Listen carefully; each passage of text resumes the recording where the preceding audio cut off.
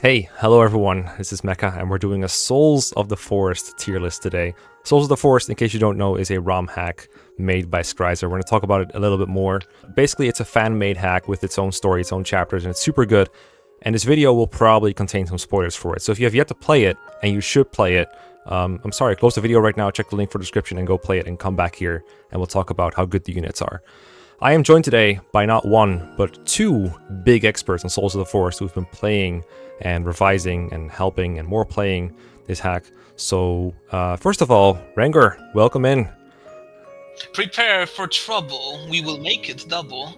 Hello, I'm Rengor. I am the three houses guy. Only three houses, nothing else, nothing at all. I mean, you say only three houses, but you've played this game a lot, right? Exactly. Yeah, I've played this a lot. I've started mostly in version 8. We're currently on version 9. I've contributed a fair bit to this game's balancing. And yeah, I've played it a fair bit, I would say. You've played like Lunatic Reverse, right? Yeah, playing Lunatic Reverse. My preferred style is Lunatic Reverse fixed groves, but random groves are perfectly fine, because Yeah, the thing with Souls of the Forest is it's very adjustable what you can play on. You can change the difficulty anytime between chapters, so you can start on hard mode and go to Lunatic like I did, or take any other path you want. The discussion today is going to be focused on Lunatic mostly, but we'll probably have some mentions about Lunatic Plus, because Rengor's played it a lot, and Rad, I understand you've also played it a lot, right? Yeah, I don't exactly know when the version was played. I think alongside Rengor I started at the same time as him. Most of the time I help Scraiza advertise it during FEE3. I think I'm consistently like commentary and gameplay on that. I've played Souls of the Forest back when it was still completed in like minimum groves, which is now actually an official setting in the game. And I've played a couple of times 0%, and I also just play on Lunatic Reverse, and I did random grows on that back when I first played it. Yes. And I tried an LTC, which is still incomplete, but I might just wait until the next version because it's another big update.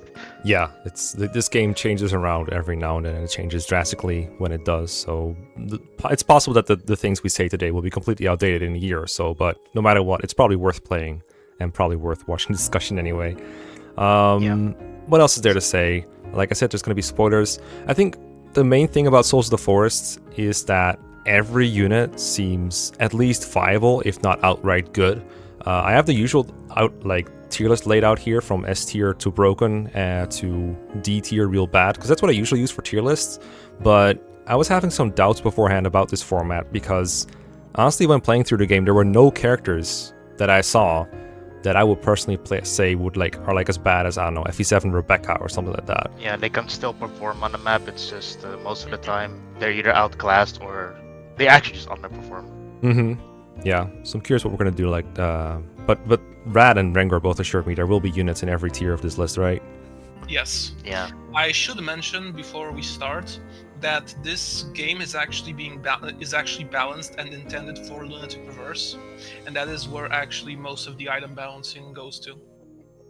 Yeah, true. Speaking of the item balancing, I want to take a slightly different approach than usual. Normally, I go through the recruits or the characters like in recruitment order, or from top tier to bottom tier, or some other kind of logical order. And what I'd like to do today is try to group them by class, because when I played, I felt like the units that were in the same class often had like the same purpose. Rengor disagrees with this take. He thinks there's plenty of differences between units, and there probably are. But I think it would be interesting to compare those units within their classes, because that's where I think the most interesting nuance lies. And also, almost every class in this game gets a custom item for that class only. For example, Swordmasters get an item that lets them have Guild Force. If they kill something, they can just move again. And I think instead of mentioning that over and over every time we get to a Swordmaster, it would be more time efficient and easy to just say, group all the Swordmasters together, talk about them as a group, what they can do as a class, and then maybe talk about what they can do as a unit, and tier them accordingly. Of course, I don't have the game's cast quite memorized as well as you guys have, so I'll need some help with that. But that means that we'll start with like Beryl and Raquel over here, and then we'll just go for like similar units. Although I think Beryl and Raquel at least are quite unique, so we'll probably go through that, and then we'll just do like Annie and the other Axe Knights, and then Royale and the other Sword Knights, etc. Right? Yeah, that makes Yeah. sense. Okay. So, I suppose without further ado, we should pull up the stats for our first unit here, and that is Beryl. I think he's supposed to be like an avatar self-insert slash... But at least he's a main character, right? These are self-insert done right. So, for what I can tell, Beryl... I have the stats on the top right of the screen if you're curious. His starting inventory, his starting stats, his growths, which, if you haven't seen them before in Souls of the Forest, they're generally just really high, or at least... really high in a couple areas and then really low in others. Basically lopsided. Yeah, lopsided is the word I was looking for, thank you. And you can see their weapon ranks as well. So, my impression of Beryl is just that he is very offensively oriented. I think it's worth noting here that all bows in this game, as far as I can tell, or most bows, have 2 to 3 range. Yes. So, you know, that's by itself a really good and unique thing. Beryl promotes to a mounted class. I think he's just called Horseman, because this game is very DSFE inspired. And I think he's the only bow user that promotes like that, right? Everyone else is just a sniper. Yes. Yeah. Every other bow user is a sniper. Yeah. So I think that makes Beryl more, like, makes him deserving of a bit of a discussion on his own. And from what I can tell, I mean, the growth kind of say it all. He's just a very offensive powerhouse that just doubles stuff. And I think he starts one-running at some point when he gets better bows than this... iron bow. The piercing bow is like a rapier, but it's a bow, so it kills armor knights in one round. This seems like a very good offensively oriented character. You're gonna have to use him like every map. I think he's always force deployed, so there's no reason not to train him. So just by that virtue of that alone, I guess he's kind of unique. That the reward you get for training him is always I have an extra character to use, whereas otherwise you have a unit to protect. So that alone makes him optimal. I'm not sure that makes him better. And at worst, he gets like a staff, so then you can use him as a staff bot. Yeah, that's a good So, point. Yeah, he gets stabs upon promotion. You're right. So I don't know. He seems like really good. When the list is empty, I have no idea where to place characters generally. But from my intuition, I would say he's either like S broken or A good, depending on where everyone else falls. But he just seems really good to me. I would say S. The thing about him is that initially he doesn't start off all that strong. The piercing bow does indeed hurt armor knights, but do remember dark mages are also counted as armored in this hack, so that's viable. The main thing is that on Lunatic Reverse, since tomes are 1 to 2 range, having the ability to attack at 3 range is significant for at the very least up until mid game, because you simply can avoid the counterattack from a mage. Beryl, like as I said, he initially starts out slow-ish. Like he's not gonna be all that amazing, but once he like gets a few levels under his belt, I would say around like after chapter 6, and then once he gets the horse, he just becomes great because the utility of a mounted bow user is actually insane. And then he does get D-staves, which isn't like super high, but it's to a point where it is perfectly workable, and he can get to like physic rank, for example. Yeah. Yeah, I feel like getting staff rank on him when you wanted to is just very easy because you get, 3 staff XP per staff use no matter what you do, right? 4 staff EXP per staff use. And it's always 50 per rank? No, it's the standard GBA Oh, okay. which is 30, 40, 50, 60, 70. Okay, so like 10 staff users to get to see then. Yes. It's easy mode. And also, he's like the only way to counter enemy bow users and like other things that have 3 range. I felt like that was pretty good. Although sometimes he would get one-shot by some things. But, Yeah, his bulk isn't very good. I mean, he does have like a high He HP can at usually least. survive one thing. Yeah, it depends on what it is. Like, he's not going to survive like a late game Dark Mage with the S rank with Dark Dome, Iscario, or whatever. But Other bow users should be fine. yeah, So that's So Beryl is like the bow user, probably the best best speed attack on average. So he's basically your best option dealing with like mages if you want to have them gone, on player phase and like without chipping.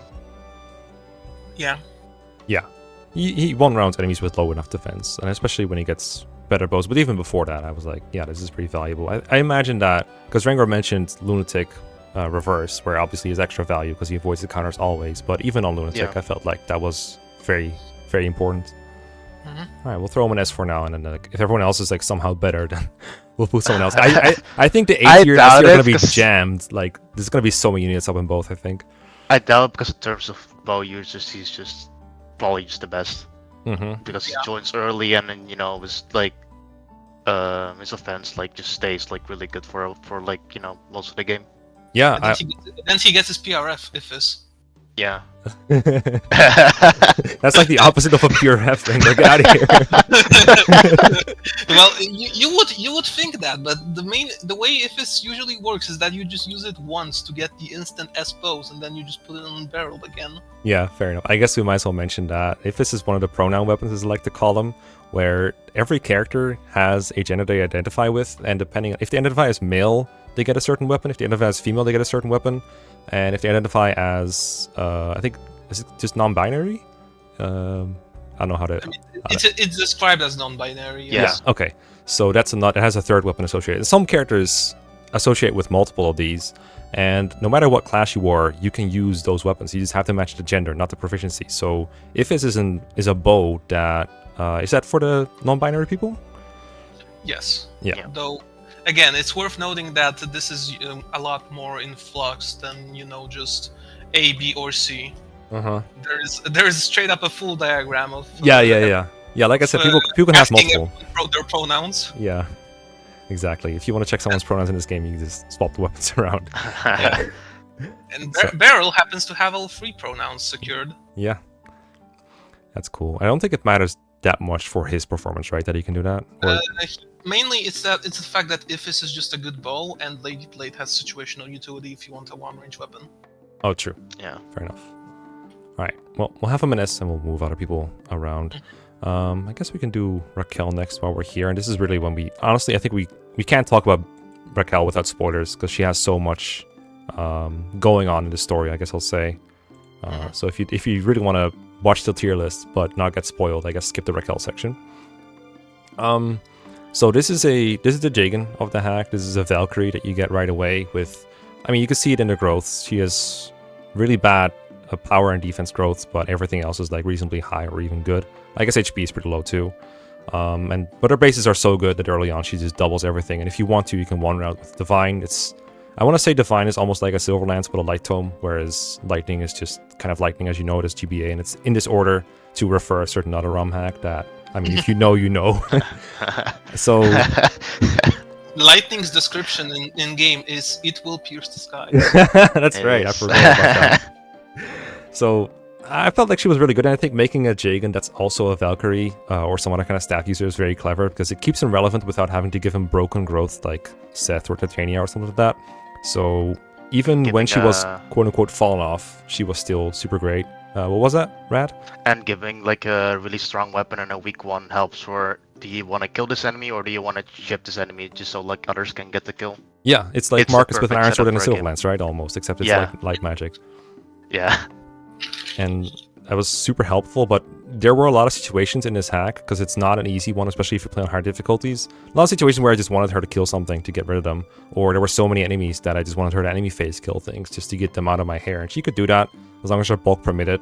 Like, 42 HP is pretty high, but she could still only survive, like, I want to say 2 hits. I mean, that avoid is also something to say about, like, because it can actually, like, evade enemies, like, early game. So because the enemy hit rates just can't keep up with the fact that she has 20 speed and 20 luck. Yeah. True. In the screenshot, she also has 70 avoid, whereas she only seems to have 60 from her stats. Is she on a force or something? Am I missing something? I don't know. Okay. Isn't it luck 1.5? Oh, true. You're right. The formula is a little bit different, because generally I think the hit rates are pretty high from like both players and enemies in this game, but I do recall that Raquel can dodge fairly reliably even later on, as long as she can like leverage supports or weapon triangle. The one curious thing about Raquel is that even though she starts at C light, she's gonna fight so much, unless you purposely sandbag her, I guess, that she's just gonna get really high light rank just off of that. And that allows her to use Aura once it's viable in Chapter 9, and then later on she can use Banish, which actually isn't that easy of a feat, because there aren't actually that many high light rank users in this game. And the fact that she has 15 con actually means that she can use Banish at no AS loss, meaning that she can just delete enemy Dark Mages once it happens. Yeah, Banish is the one that powers up your weapon triangle, right? Like And the banish is effective against dark magic users. yeah, so it's not just you have triangle advantage, but you also do like more damage. You do what is it? Your weapon is effective. You know what I mean? It slays them. Yeah. Despite her 9 magic, she still actually keeps up for like most of the game. She keeps up until she keeps up for the period that she has to keep up, basically. Yeah, Which it's is basically perfect. to the proverbial end.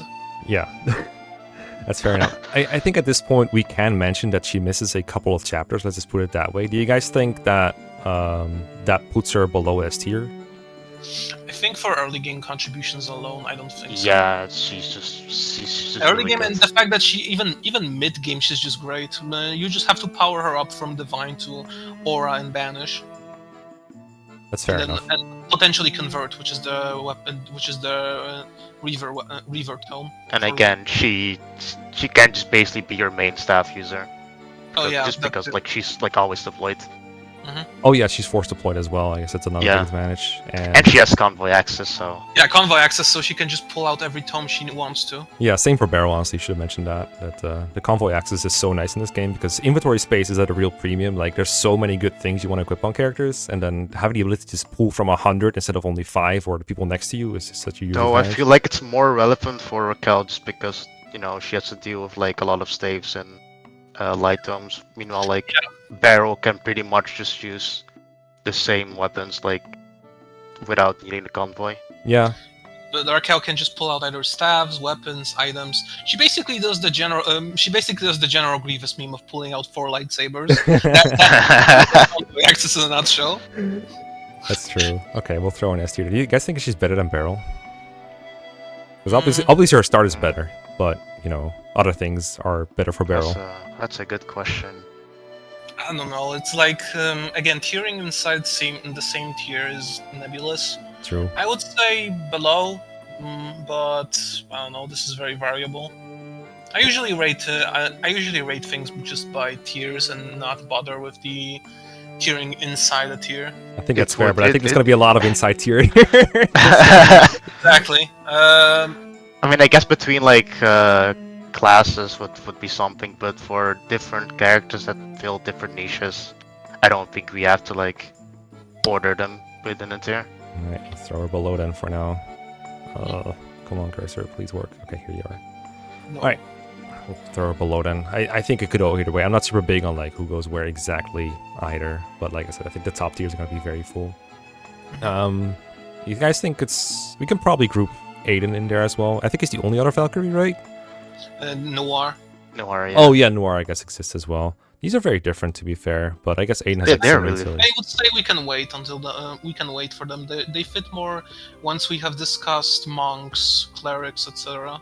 Sure. I think that's what they fit. Sure. Yeah, because we can- Raquel has their own thing with like being a Jagan, so Yeah, true. we can just steer them like later. Yeah, I guess I can establish a rule and then break it right away. That's fine. Don't worry about it. Yeah. I mean, that's what rules are for. You can just Made break to be broke. Made to be broke. Rule broke. Oh no. Anyway. Alright, let's do Axe Knights. Let's see if we can fit to the rule there. So we'll start with Annie, and then we'll try and see if we can work on the others. Here she is, Annie. Careful, you call ugly in middle school. I don't know, with Annie, I think it's like ugly in middle school. More like You haven't seen version 8. Oh my! She never right. used to have like a 100% strength growth. yeah, I know she was a lot worse in previous versions. I really liked Annie for the record, just to make sure everyone knows I did not call her ugly in middle school. She was like right away one of my favorite characters to use. She's probably the biggest steamroller like early game. Yeah, she really is. Especially the Devil Axe in this game, which quadruples your speed and your skill, but if you break it, you die. Just a lot of areas change to it. Perfectly balanced, just as Kaga envisioned. Yes. I mean, it wasn't balanced before, but then they made it brave and one to range, and now everything is right in the universe. Obviously, super good just to have access to axes, and you can use this Devil Axe for, I wouldn't say as much as you want, but whenever you need it, you can pull it out, and your character becomes an invincible steamroller. But even without the Devil Axe, I think Annie just had a lot of merit for me, because she has good enough HP to where she can take a hit and then one round something on enemy face, generally speaking. Once her strength gets going, like her base strength is crap, but the 100% growth will get her out of the hole. Her speed is really insanely good, and then just having her do things on enemy phase usually resulted in dead enemies, and then sometimes when it's like Pegasus Knight, you can one round those without caring too much and just snowballs from there. Chapter 3 is just like feeding any all the HP. Is that what? Or Lum, but like on turn 1, like I mean, any even is- then, I mean, yeah.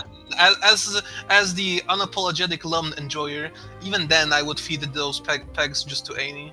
Yeah. So yeah, I thought she was super good. I She do. just does it so easily.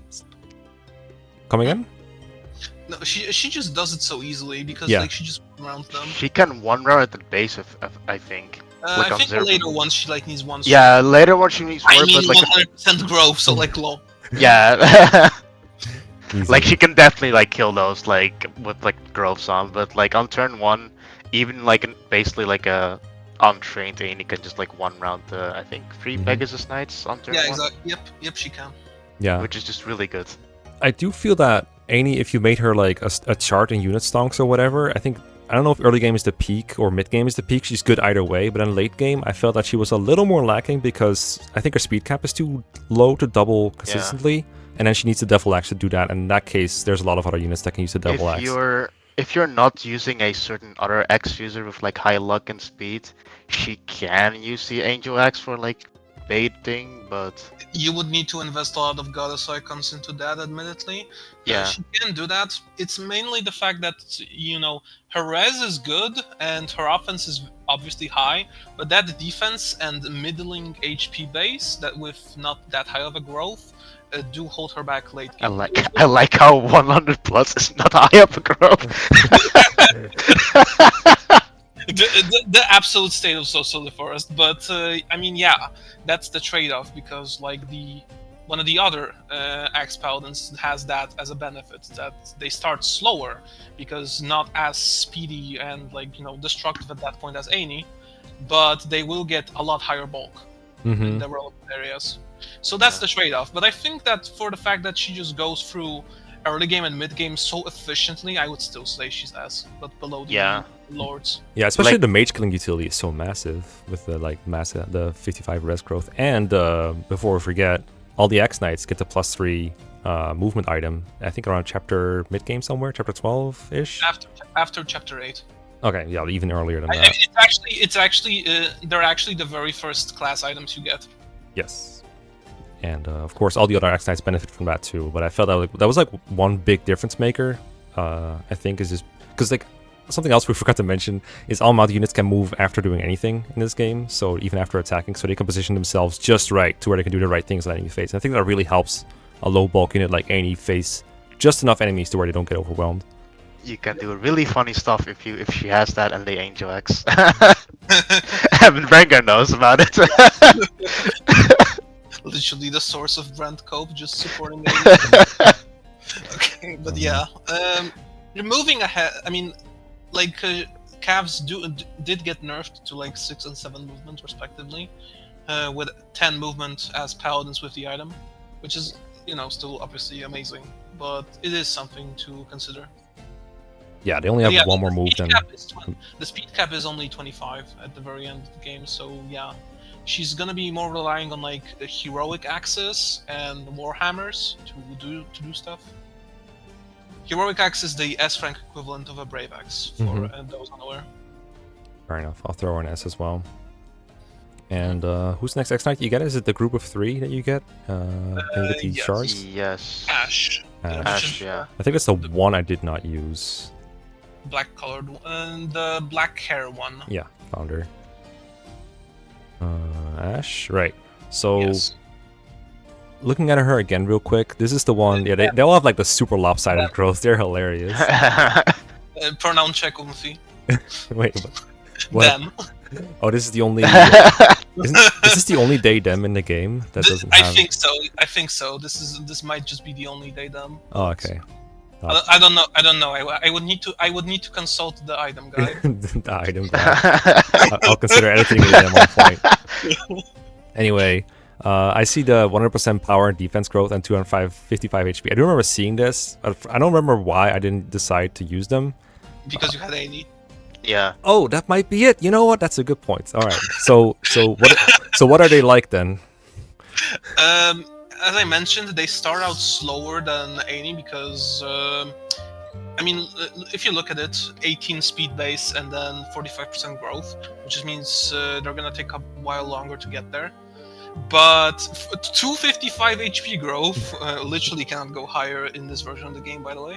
100% strength and defense, which means that, yeah, even though the res is terrible, they pronoun check Rangor,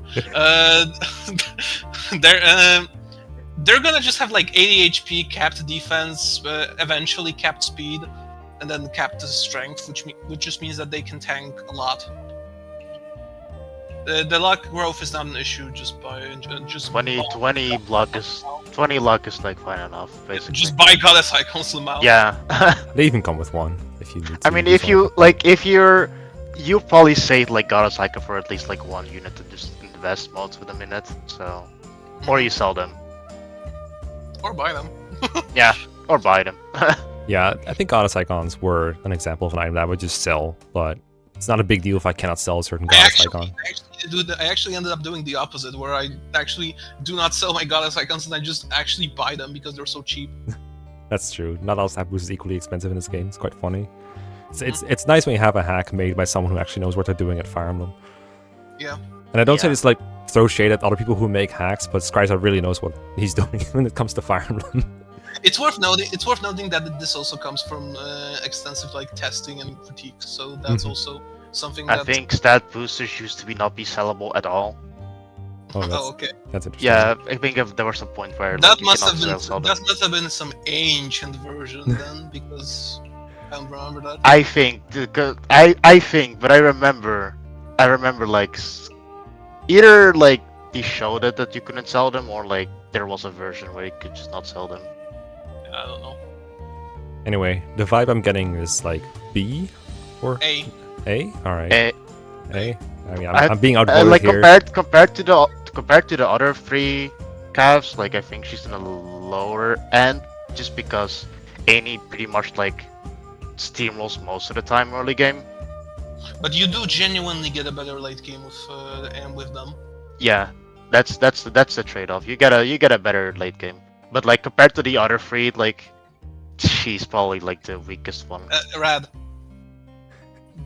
Pronoun check. Pronoun please. Yeah, them. Now pronoun check. Pronoun counter. The bottom right, maybe. Congratulations, all three of us fucked it up.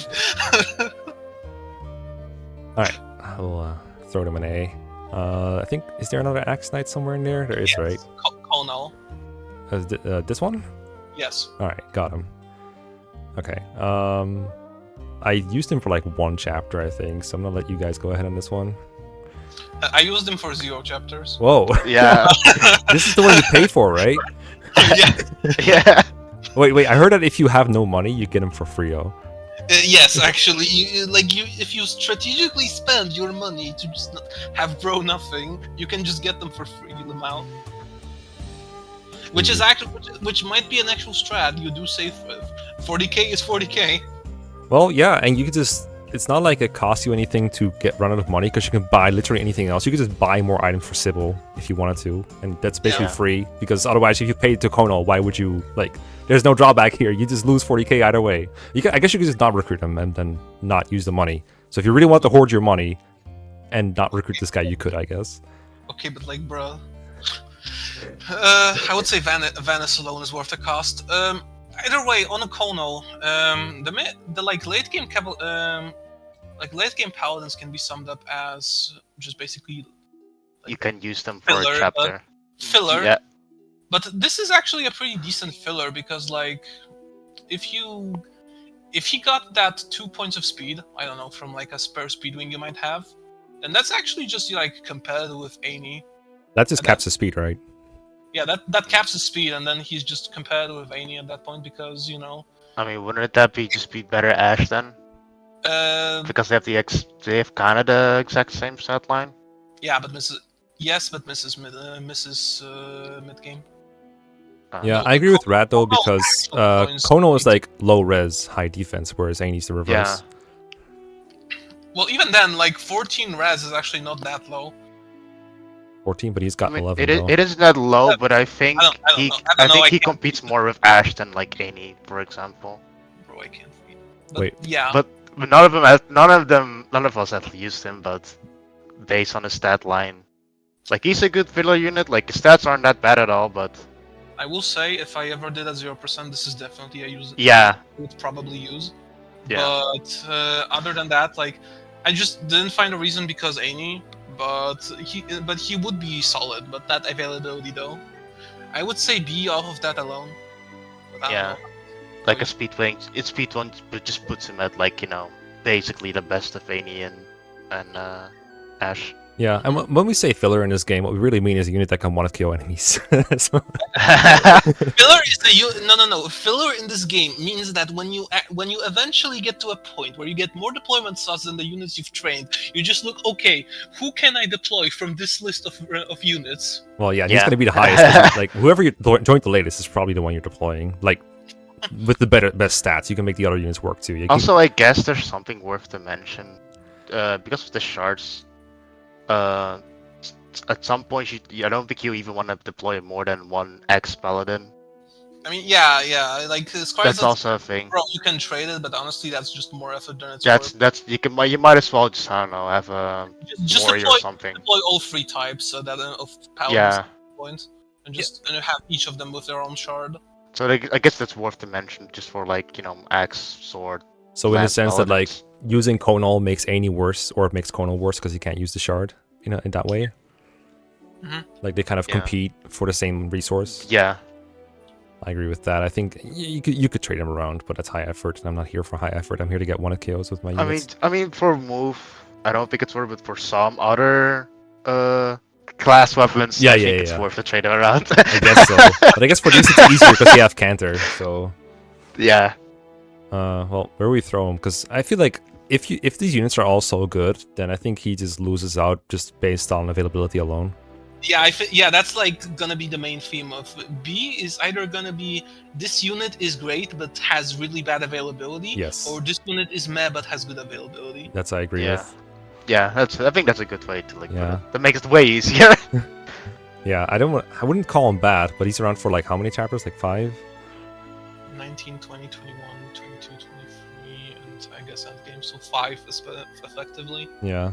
That's almost like I think that's almost bad considering the rest of this cast is, but I'm okay with B2 if you guys want. Like he would be solid for those chapters, so yeah. Yeah. Right. So Again, B? just a speedwing just like puts him at like almost a capped paladin. So I want to reserve like this. Basically, the way I personally at least would rate units in C and D are units that like literally just like underperform, like at their point. underperform, easily outclassed no matter what. Yeah, like, and this is like he joins late, but he's not as easily outclassed. Yeah. He's just really good. Mhm. Just doesn't exist for a lot. Sure thing. All right. Any other Axe Knights? No, right? No, this is the last one. There are 3 of each like Cavalier / Paladin type. Okay, that'll make it easy. All right, so out with Conal, and I guess it's time for Royale. Royale. Royale. Ah, Royale. everyone's My old enemy. I think, My old favorite. yeah, I don't know. I think this.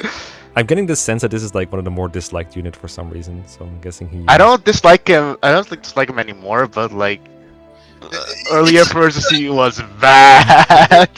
he was bad. Then others got buffed and he was bad. Then others got like then he got buffed and he suddenly was like the best one for a while. And then like Any exists now. And yeah, Any, but he's still good. Like yeah, Royale's still good.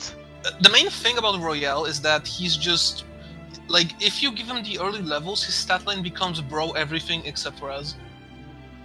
Because like he actually has decent like bulk, he has good offense, he has good defense. Res can be mitigated by Mage Bane / Mage Slayer. Though So- I think the problem with like Royale is that his sword rank is really annoying to build up Yeah. compared to like Annie, and Brent already has like almost C, so Is it that big of a problem? I feel like just. it is B- kind of a big of a problem because like Lance Reaver is like really good.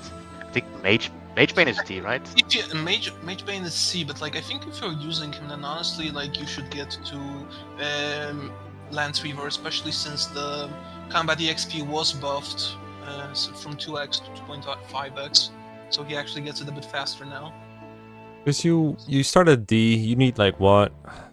40 combats? No, you don't even need 40 combats. 2.5x, so you basically need 4 rounds of combat per 10 EXP, so 16 rounds of combat. I mean, if you're using Royale, that isn't really a lot. Definitely not. And you only get the Lance Weaver in a chest in Chapter 4, so you effectively start using it in 4x. I think if you're using him, you can give him 16 rounds of combat. But right? you have to really invest. You actually have to invest into him. Yeah, this But is an investment unit, definitely. Yeah, Mhm. it's you said if you don't, then you know, yeah. Yeah, he's very replaceable if you don't train him. But if you do train him, the benefits are genuinely good. Mhm. Yeah. I didn't train him all the way. I ditched him after the early game because there were so many other units I would deploy. But I do think it's worth noting that in most games, like sword lock is like an insult to say to any unit. But I think for this game, Scraiza clearly tries to balance out the weapon types as best as he can without losing the identity. So swords generally only Swords have are really good. yeah, like It's a really good. yeah, they're really good. They do only have one range as far as I can tell, with maybe some exceptions. But at the same time, they get some really good, powerful weapons. Especially the Mage Bane and the Mage Slayer are just absurdly broken weapons that just one-hit-KO mages and give you more durability. Like the Mage Slayer is the one that like quarters enemy mage damage, right? Yeah. Yes, Mage Slayer, my beloved. Yeah, I think that's one of the best weapons in the game, like top 3, top 5 even. Definitely. So with that in mind, I do agree he is worse than Amy still because of all the other things she can do. But I do not hate Royale because he uses swords. I hate Royale because he's Royale. God damn. I just think the sword rank just like prevents me from actually like using him more. Is this a skill issue? I think Because like usually I try to like, you know, kill, just I don't really invest, like, you know, focus on unit when I give them kills. But with the Royale, like when I want him to use like a Lance Weaver or a Mage Bane, he just cannot use it. Compared to like, you know, Annie who has chapter 3 to like increase her weapon rank, and Brent starts with like, you know, a really good lance rank, so it doesn't take him he's that also long. tank here. Yeah. I don't know. I still think like the sword rank, at least to C, isn't an issue, but eventually it will catch up to him that he doesn't get S. Yeah. I still think he's an A tier unit though. Yeah, he's an 8. No, that's definitely something. Yeah, he's really an 8 tier unit. Yeah, I also don't think he's a liability enough to where I would put him below Ash, personally. He just seems good all around. Like, Yeah, sure, he's not he's the good. greatest in the early game, but because he's basically force deployed for, what, 5 chapters, I don't really mind the fact that I he's mean, one of the worst the early units. game is a boom because early game you can choose, okay, I want to invest in this unit, so the whole like investment thing is actually, it's just really good on him now. Yeah, I think early game. like, I think the difference between an early game where you invest in Royale and an early game where you just use him as a flunky is not that big, and it's up. I mean, that prevents him just from getting S, to be honest. Yeah. I will throw him an A. It's worth noting that the starter calves have a support trio that can be Yeah. actually relevant. Yeah. But honestly, I feel like it only matters for Annie and Royale, because with Brand we can get later. Because especially when you can do stuff with like Annie, the Angel Axe, and Royale with the Barrier Blade early on. I think they make a really good combination of like Just a bringing them wall. forward and like barely like getting punished. Yeah, I don't know. I've never tried Angel Axe Amy because it feels like you're just weighing her down by a ton. But I mean, that's the point. That's the point. I mean, she can avoid pretty much like everything. You have to feed her basically the entire goddess icon supply in the early game to do that though. Yeah. I mean, who else are you gonna put it on? I mean, there is this little unit. There is that unit, but you know. No, like this little unit over here to the right of Brent. I don't know who. But I mean, again, early game investment. So like, you choose who you want to invest in. okay, but yeah, this is accurate, I would say. okay, fair enough. What's the next sword unit? Peen. A peen. I actually started looking at, because I have my alphabetical and I started looking at the P. Yeah. You bastard. This is, I think this is a unit I didn't initially start using. No, I did use her like right when she joined. This is a she, right? Yes, she. Okay, this is a she. Just pronoun check real quick. Pronoun check and a Yeah. tier list maker. I'm just trying to do it right, all right. I really like her growths. They're very funny. I like the fact that she joins with cap speed and then 0% speed growth, where you just promote her and then, oh no, this unit doesn't grow speed anymore. And then there was one point where I gave her a speed wing and I apparently had to reset the chapter and forgot to give it to her. I can only notice like 5 streams later when Rangor pointed it out to me. Because that's the only way she's going to have more than 20 speed or more than whatever promotion bonus gives. But everything... Come again? +2. A +2, alright. And then everything else about her was pretty solid. This is also around the time, I think, where you get the Barrier Blade, which Rat mentioned before. Can you remind me what the Barrier Blade does exactly? I think it holds damage dealt, taken, and crit when you use it, and crit on enemy face. That's the effect. It halves their crit? Your crit on enemy face, specifically. That's the effect. So basically, you do lowish damage, but you also take lowish damage. Mm-hmm. So you just kind of, like Rat said, you can kind of send these kind of units into an enemy phase and bait a bunch of enemies without dying, and her stats support that very well. So this seems rather different from Royale, who was like all-around good, like Rancor said, whereas Fiend has some weaknesses, but I feel like the speed was easy enough to patch up where I didn't really care about it, and everything else was so good. Especially the power of like 150% power growth is what the fuck worthy. And then this is around the time where you get like more Mage Slayers, and then you get the Mage Banes, and that's just so good. This bunk. Honestly, I do think Fiend is just better Royale, just because joins better, and like you mentioned that Royale is more everything, but what I meant is that he's more power, speed, and defense. Whereas with Peen, if you just give her a Speedwing and Crystal, which I mean isn't the easiest of investments, but it is an investment you can make, then that's literally just capped speed, and then enjoy good growths in every single bases in every single other area in the game. Also, that's actually the design. A rank sword is just. Yeah, she joins with a Mage Slayer. What more can you ask for? A rank unpromoted, mind you, which also means that she also gets promotion bonus for weapons. Yeah. Mm-hmm. And her res is better than Royale's as well. Yeah, exactly. All the mythic caps are designed in a way where they're like, well, Ash is, I think, more the exception, but like, it's in a way where like they're more designed as start off slower than the early game trained caps, if you did train them, but they grow to be better. It's slow. It joins with 20 speed. Yes. Or 22 effectively, really. You just need to have the master seals, I guess. By start slow, I didn't mean literal speed. Yeah. Just thought it was funny. Also, just for reference for anyone else wondering, the crystals are +1 in every stat, right? Yes. +2 HP, right? +2 HP, +1 every other stat. I said +2 HP. So random.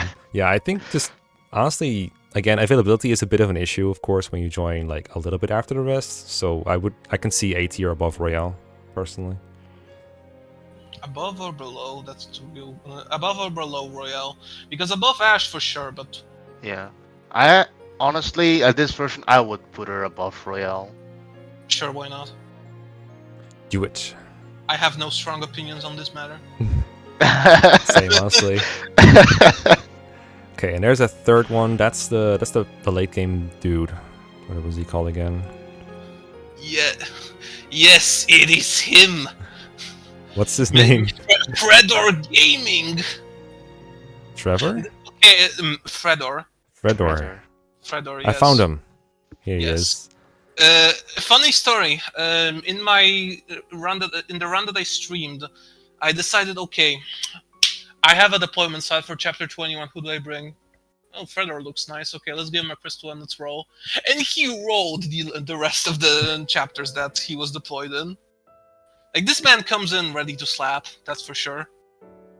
Like, okay, sure, defense and res isn't gonna be as high as a trained Peen, but like, give this man one crystal and he will genuinely roll. Especially since like he actually has some really good synergy with Go Cannon, which is the S rank sword, because it boosts his AS threshold to a really good degree. And then he can use a heroic sword, which is the S rank brave weapon, and the heroic sword and reversal sword and of course Mage Slayer to put some really big hurt on the enemy.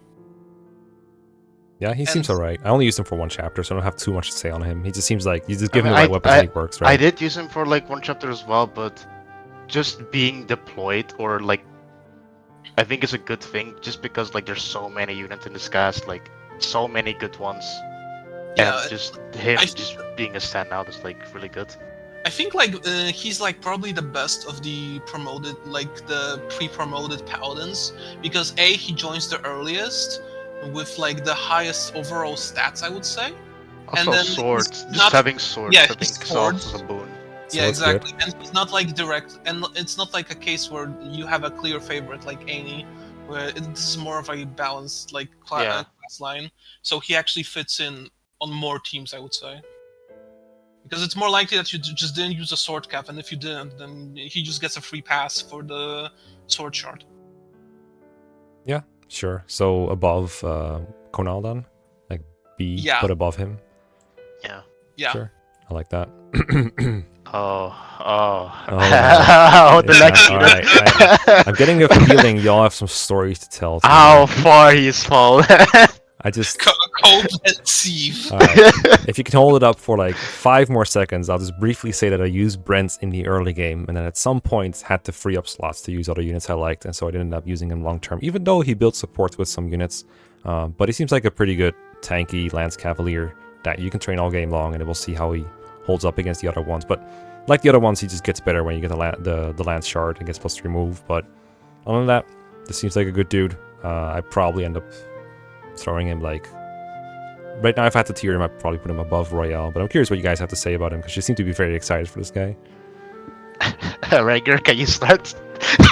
Okay, so let me first drop the bombshell that I think he's going into B tier. Oh no. Oh, I yes. would agree. I would honestly agree with that, to be honest. That explains why his HP is getting twice as high next version. Good, twice the HP, double the fall.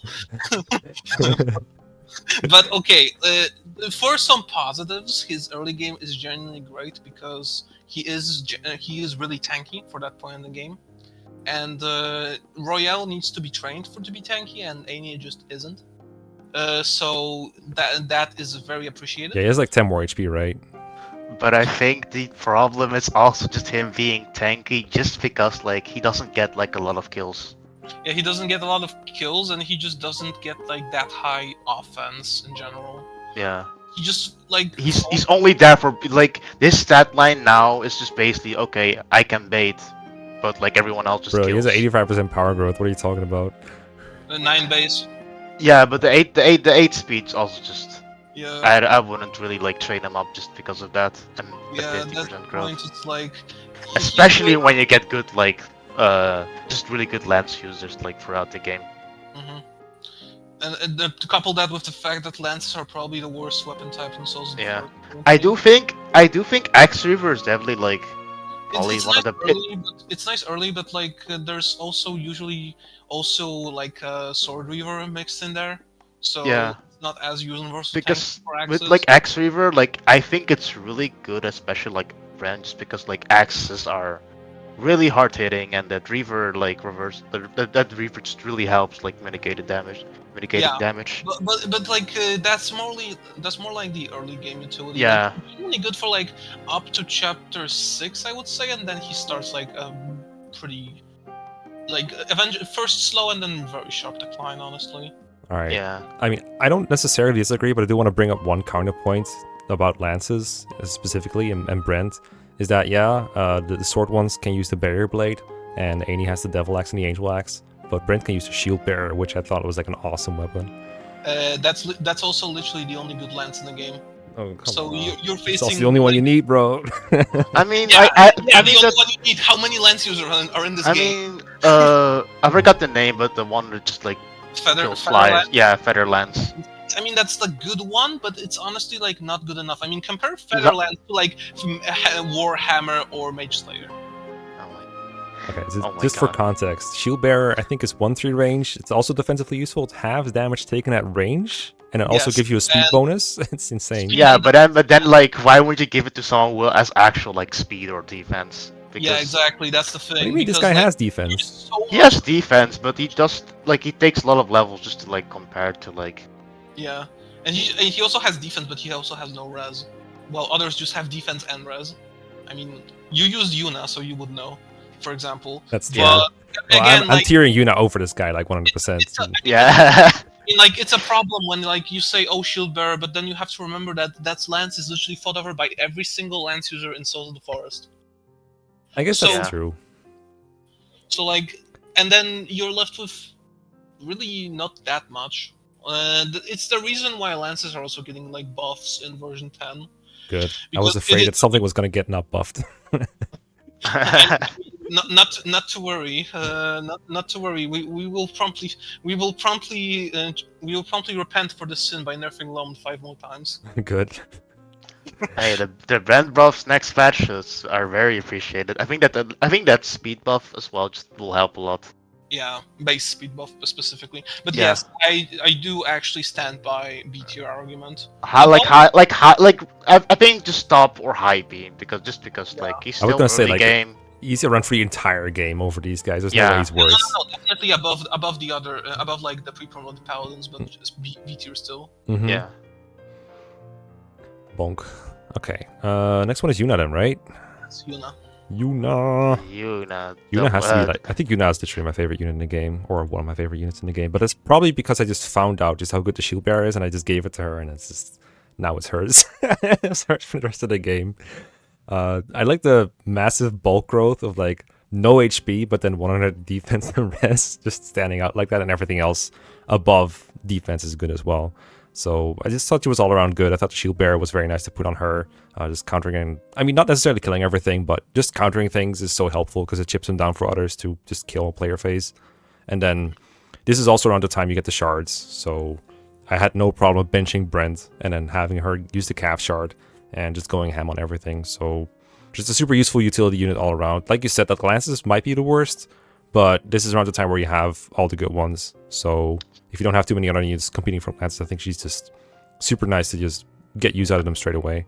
She just Actually, seems very good. Something I noticed about her is that I think when Brent gets perfect levels, he will still just get the same offensive stats as Yuna. I think he has 8 base speed, and what level started Brent at? Like 5, 4? 3. Uh, I don't know. Mecha, can you check? I'll check. Fine. While you do that, I can talk about Yuna a bit Here you go. because there is one advantage that Brent also has over her, and that would be Constitution. Oh Because yeah, that's At really that con, she genuinely gets weighed down by a lot of lances. But as you mentioned, Shield Bearer is a hell of a drug, and this is probably one of the better users of it. And it's not Yeah. like she gets weighed down by every single lance in the game. You do have to train her to get the full benefit, but I mean that's not that much. it's not that Total hard. Yeah, the main benefit, the main thing is that are you like attributing Shield Bearer to another unit, because she's definitely like probably the second best Shield Bearer abuser, a unit that is enabled by it. I would say that because mobility, she doesn't get weighed down by it, and just having +5 speed. Yeah, I was top gonna of it- say, like, her speed initially might be too low to double without it. Yeah, and like the fact it's the fact that 25 speed cap. So if you give her a shield bearer, that's 30. So yeah, just overall a really solid unit. I mean, you can feed her a robe, and that's just 77 HP, and 77 after promotion, of course. Wait, she gets plus 15. What? No, she gets +9 on +9 on the promotion, and then +7 from Angelic Robe. Oh, right, robe. Okay, that's what you said. All right. So, A tier above Ash, above Royale, A tier above Fiend, I would say. above I mean, Fiend. I Oh, would- that's fair too. That's fair too. I like Yeah, that. that's honestly that's fair. Yeah. I do think she was like better than Fiend, but that's also just because I liked her more than Fiend. Because again, I associate her with the Shield Bearer a lot, even though it's definitely not her pre-RF or anything. But she's a really good candidate for it. Any lens usually like is a shoot bear BRF. Mm-hmm. All right, what's the last one called again? So I can pull up the stats. for you. Gris. Briz? Gris. Oh, Gris. That's right. right. I think I might have killed one unit with this character. Like literally one. See? Rad? Do you agree? Please? I hate this unit. Wait, I why? tried. I tried using Gris once, but Yo, pronoun check? so Him. I didn't. No, you didn't. No, I wasn't saying Yeah, you didn't. I'm I just was gonna say curious. something. I'm just asking. No, Gris is a male. Okay. Yeah, But I tried using him, but something just felt off. It might just be like the. I think it's the like a strength. combination of bulk, a not impressive strength stat, and just lances that just like kills this unit, I would say. Yeah, with this stat screen on screen, it might be good to reiterate where these +5s are coming from. So in Souls of the Forest, there are S-rank weapons with infinite uses, like the triars that you can see on screen. And the way they work is they give a stat bonus to, I think it's always 2 stats, right? 3 stats actually. Is it It's HP always as well? Yes, in this case it's HP, which means that Gris is lying and his HP's base is 59. There you go. That's what I was wondering about. And you might remember from like Binding Blade or Sacred Stones that S-rank weapons give a stat bonus when they're equipped, but in Souls of the Forest they always give it, even if they're not equipped. So they're more like stat boosters that can also use as a weapon than vice versa. But they're inspired by, I think, Niime's using Apocalypse in FE6 and getting more warp range out of it. So that's kind of the intended way to use them, is to give them something else that's really strong and then use the S-rank weapons alongside. So that's why you see like random +5s in some stat screens. And that's one of the things about Gris, I guess. They can use the Triaris, but apparently it's not enough, right?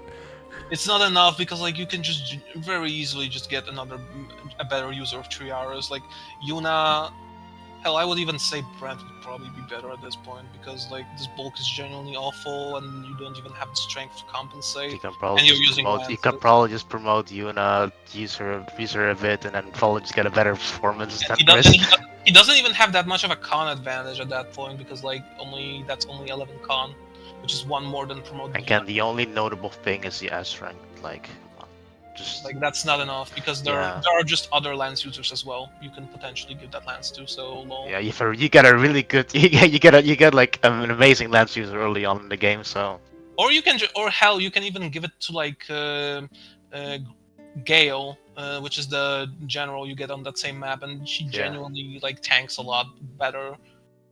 It would perform a lot better, even though armor knights compared to 10 move paladin. But yeah, there is like this unit is just like genuinely underperforming. This is honestly our first C tier. Yeah, I'm okay with that. That seems good in theory. Their base bulk looks really poor compared to most units. They probably survive like 1 hit from most enemies, right? Yeah, but it's still but like 1 round and that's it. Yeah, and then you counter with a lance. oh no, the next unit. Oh no. Yes. Oh no. One more god objective. Right, Lumen. Let's have Mecha start this discussion. I had to deal with people posting memes on this fucking guy for like years without understanding what the fuck TikTok was all about. I knew his face. I saw it in my dreams before I ever even cast one flux with him. I was like, oh, when he joined from like getting him from a village, I was like, oh, this is the guy. I guess it starts now. Yeah, no more god rejected.exe. He's really busted. I used him, I think, the entire game. I think this might be one of the only units I deployed for literally every chapter that I had him in, because he was so powerful. He does have a bit of a curve to him, but at first he's really powerful because he has the bulk to take hits. He 2-shots almost everything, and you can make him double if you wanted to. I invested some resources into making him double a fair amount of enemies for a while, which made him... I think there were definitely points in the early game where I was getting overwhelmed if it weren't for him, because he would just do the Raquel and kill everything in range without dying. I think Scraiza specifically added a bunch of enemies with like Mage Slayers and Armor Slayers. Just nerf him, because again, Dark Mages in this game are armored. Okay, you want the real funny story? The reason our Dark Mages are armored? Lumen. Yeah. Specifically so, yeah. Specifically so he's worse. Yeah, and then they used it for like the entire game, like I said. I think the mid-game, there's a point where Lumen stops doubling because speed cap / stronger enemies, and he doesn't have like anything to compensate for that, and so his offense becomes worse, and he's just kind of a staff / chip bot for a while. He's still decent, but not as broken as he was in the early game. And then you get Iscariot, which is the S-rank Dark Tome, which gives +5 magic. You can put that on him and he starts one-shotting again, and he's good for the rest of the game. So there's like a bit of a dip in there, but generally speaking, I think this is one of the best units in the hack. I would put him in S tier right now, personally. Yes. Yeah, it's easy S tier, but yeah. Okay, so Funny do you story. want me to take over for this, because I think I'm probably like the biggest Lum aficionado in this entire... I also have like one like thing about say about Lum that isn't much praise, but the one thing I would say is like you do actually have to like focus on Yes. him if you want to steamroll. Like that is basically his only weakness, but like the payoff you get by like investing in is huge. So Yeah, it's like yeah. it works the way that his stat line can be described as bro everything. The thing is that Bro everything just makes it like a bit Yeah. more like Royale. Royale, for example. Royale is like a bro everything stat line, which means you actually have to put Is this actually bro everything or invest. bruh everything? Bro, bruh, bro everything. It's because it it sounds. just gets everything. Okay. But yeah, it's same as Royale, where like, yeah, like it's an everything stat line, which means it's kinda hard.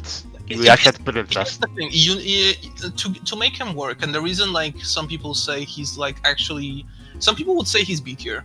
The reason is that like you need to actually invest in him. The way I would describe it is that you are pumping the EXP for 3 units to get a benefit of 10 units. Stonks. That's songs. It also makes maps easier if you just invest in them. Yeah, because like he has the unique combination of having magic access and being really bulky. So if you just get him ahead of the curve by giving him more EXP/boosters, like if you just get him ahead of it, then he will just destroy the game for a while, because the game it just cannot handle the sheer stats that he possesses. I feel like Dr. Raku is also worth mentioning there because it keeps him alive against like a bunch more enemies than most units would. Like besides Devil X Annie, I think that's the most survivable unit you can have for most of the early game. Like if you were blind into the game, like you don't know anything, then Lum probably won't perform as well. But if you just know the game, Lum just becomes like top 2, like top 1 maybe unit. Yeah, probably like top 2 or top 1 is debatable, but yeah. Yeah. Like the main investment here is Speedwings and Draco Shield. That's like the main 2 that he would like. Also a Goddess Icon, but that's like more expendable. But yeah, like do you remember what I threw at him? I remember like a crystal and a Speedwings at least. I think you threw Speedwing, Crystal, and then Draco Shield. I usually throw Speedwing, Draco Shield, Talisman. The Crystal is effectively compensating for 2 level ups of stats. Mm-hmm. But yeah. I generally think it's fine to give units higher ratings if they're able to use resources exceptionally well, and this is a game that throws resources your way, so I don't think it hurts him from being S tier. Yeah, he's like the number 1 recipient of stat boosters, and he just becomes amazing from the early game. You mentioned a dip at mid game, so I actually want to talk a bit more about Lum, how Lum's like scaling works, having used them from start to finish multiple times. When he gets ahead of the curve, he can stay there for a while, but eventually the speed cap does catch up to him. This is around, I believe, chapter 14 to 15, where the speed cap catches up. But at that point, you also get Munyo, which allows him to tank on enemy phase really well, chip them down, and then finish off with either Vanagander or doubling with Nocturne. Yes. Vanagander still maintains offensive power at this point. You just have to choose your targets more effectively. He's not a one-round everything button. But once you get Iscario, it's Jover. Like he just gets like the combination just becomes Munyo Iscario. That's literally the only 2 tomes you need to run on him. Munyo for enemy phase, Iscario for player phase. Yeah, Iscario doesn't counter, right? So it's literally just player phase. Iscario cannot counter, which is actually a positive on to Perverse, because he can also avoid counters. So he extends his bulk even further because he can't get chipped on player phase. Extends even further beyond. All right. Yeah. I think all S units have a point in the game where they're not ideal. They're never like bad, except like maybe Raquel very late game. So I think it's okay for him to be up in S tier with those characters. So yes, the question is where. I would say he's actually just above everyone in S tier currently. Okay with that. He seems good. Maybe I think there's like 1 unit that can potentially go above him. Oh, that's interesting. We'll see who that is. If I'm right, then I'm not sure. Dark mages have no item or anything, right? They just have. No. Dark mages do not have an item. Their magic type is just the unique thing. They need a It's buff, worth, guys. worth noting that, by the way, that if you really want to like go into like full Lum, training his staff rank is actually quite important. Not only because staff rank is nice, having physic on him is really good, but also the fact that at C rank you get Hamern, which means that he can like if you get him C rank before chapter 10 or in the middle of it, then you can just like repair your devil axes, and then he just gets a full level up from each Hammer use, which mitigates slow EXP gain and gives him more power. I like how the only choice is just double X, just because it is the best choice. It is. Like, when you- There are a few others, but mainly double X. Yeah, mainly double X. Devil Axe is funny because you get it like super early, but it's also like the best weapon in the game for like the entirety of it and the best hammer. You also get plenty of it. Yeah. Mhm. And it's like you get an actual reward for repairing it and not just breaking it, which is not dying. Yeah. I think Hammer just not being able to like fix staff is like a good thing. Like, Yeah, it's pretty yeah. healthy. Yeah. Sure. Even if there's like pretty much all the time only one choice of repairing. Speaking of which, I did use Loom in late game to actually like warp people around as well. So that's another thing you can do. Because power. Yes, power matters for warp, right? Yeah, Okay, exactly. 6. Yeah, it's magic divided by 2. Yeah. So Gaming. Gaming. Next one is the one from the desert, right? Ray. Ray. Yes. Yeah, Ray. Ray from FP6. Ray For- from FP6, yeah. A pronoun is they, but not because they're NB. It's because they're literally multiple people. Yeah. I did not read the supports yet. I'm very curious about those. Are we friends? Yes. Yes. That's true. Anyway, I think I feel them for just the guidance chapter, and that's about it. But just looking at it broadly, like obviously they join around a time where I think this is roughly during the Lumen dip, and then somewhat later they get Iscario, obviously, and they get better than that. But generally, without the early game utility, obviously this one is worse than the Vestina we just discussed. They don't seem super great to me, but at least they don't take a promotion item, and at least they have high base bulk and power. But they don't seem like C rank stats. I guess is really nice. Honestly, like since I'm basically the one that like a run that didn't train Lum. They are like pretty useful because again, there are not that many dark magic users in the game, and they have a decent staff rank as well, like C. C is just physic rank, right? Yes. No, B is physic, Oh. but But still Hammer. B and a half. That's close. I got them Yeah. there for like within 2 chapters, I think. Yeah, exactly. Like if you don't train Lum, I think they're like very like exactly. useful filler.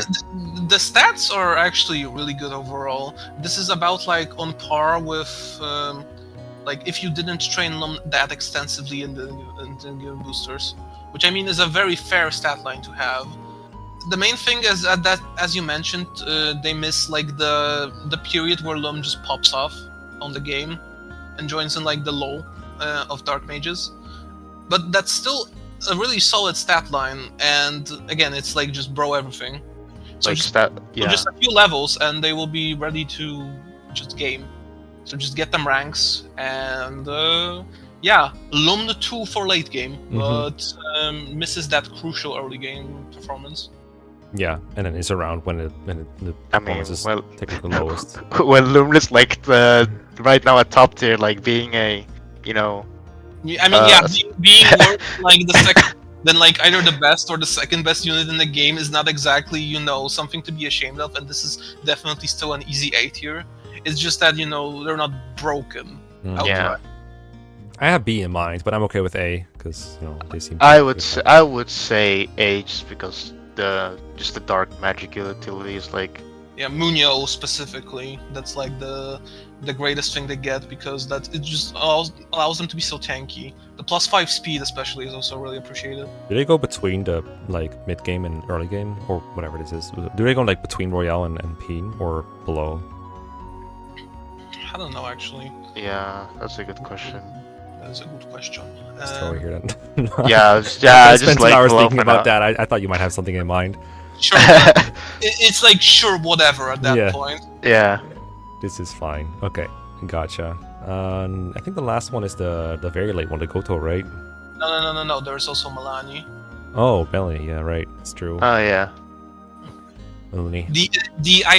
I have not spent my life savings on Sybil, so I shall now use their support to train her. Oh yeah. Yeah. That's. I remember Sybil's hit at base is a little shaky, so Melanie kind of fixed that with the I mean, support. you were using myriad arrows at that point, which, like, bruh. But like, you cannot tell me that's a mistake to use 3 range defense piercing arrows. Yes, I can when it's 0 might and your unit has 5. Yeah. It worked out in the end, didn't it? So Cool. really, who's the brub person here? We'll have to get into Sybil later, Yes. but I mean, we still have like a lot of units left. we have a lot of units left. I want to use like an hour or something. We got this. We got this. We got this. We got this. Easy. Easy. I mean, this is very late game, so there's like a lot of other units that you could potentially use. Which is a problem for all the late game units, I think.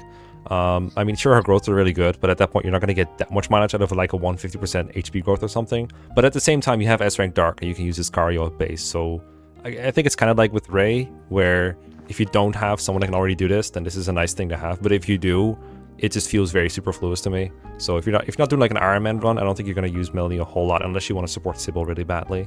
So with that in mind, I wouldn't tier her very high, just something with alone. She would probably be a B for me, like Yes, immediately. B, but like Yeah. lowish. I think okay. So like unit performance wise, the lower res is like whatever at that point. It's mainly just Ray, but without the mid game. If you want a late game version of basically Ray. The main thing going for her is that Sybil support, really. Like that's the main thing you would be using her for. But when like your Sybil's already cracked from the get-go, If you really need it. Then yeah, exactly. But it's nice if your Sybil is not cracked because you might be playing blind.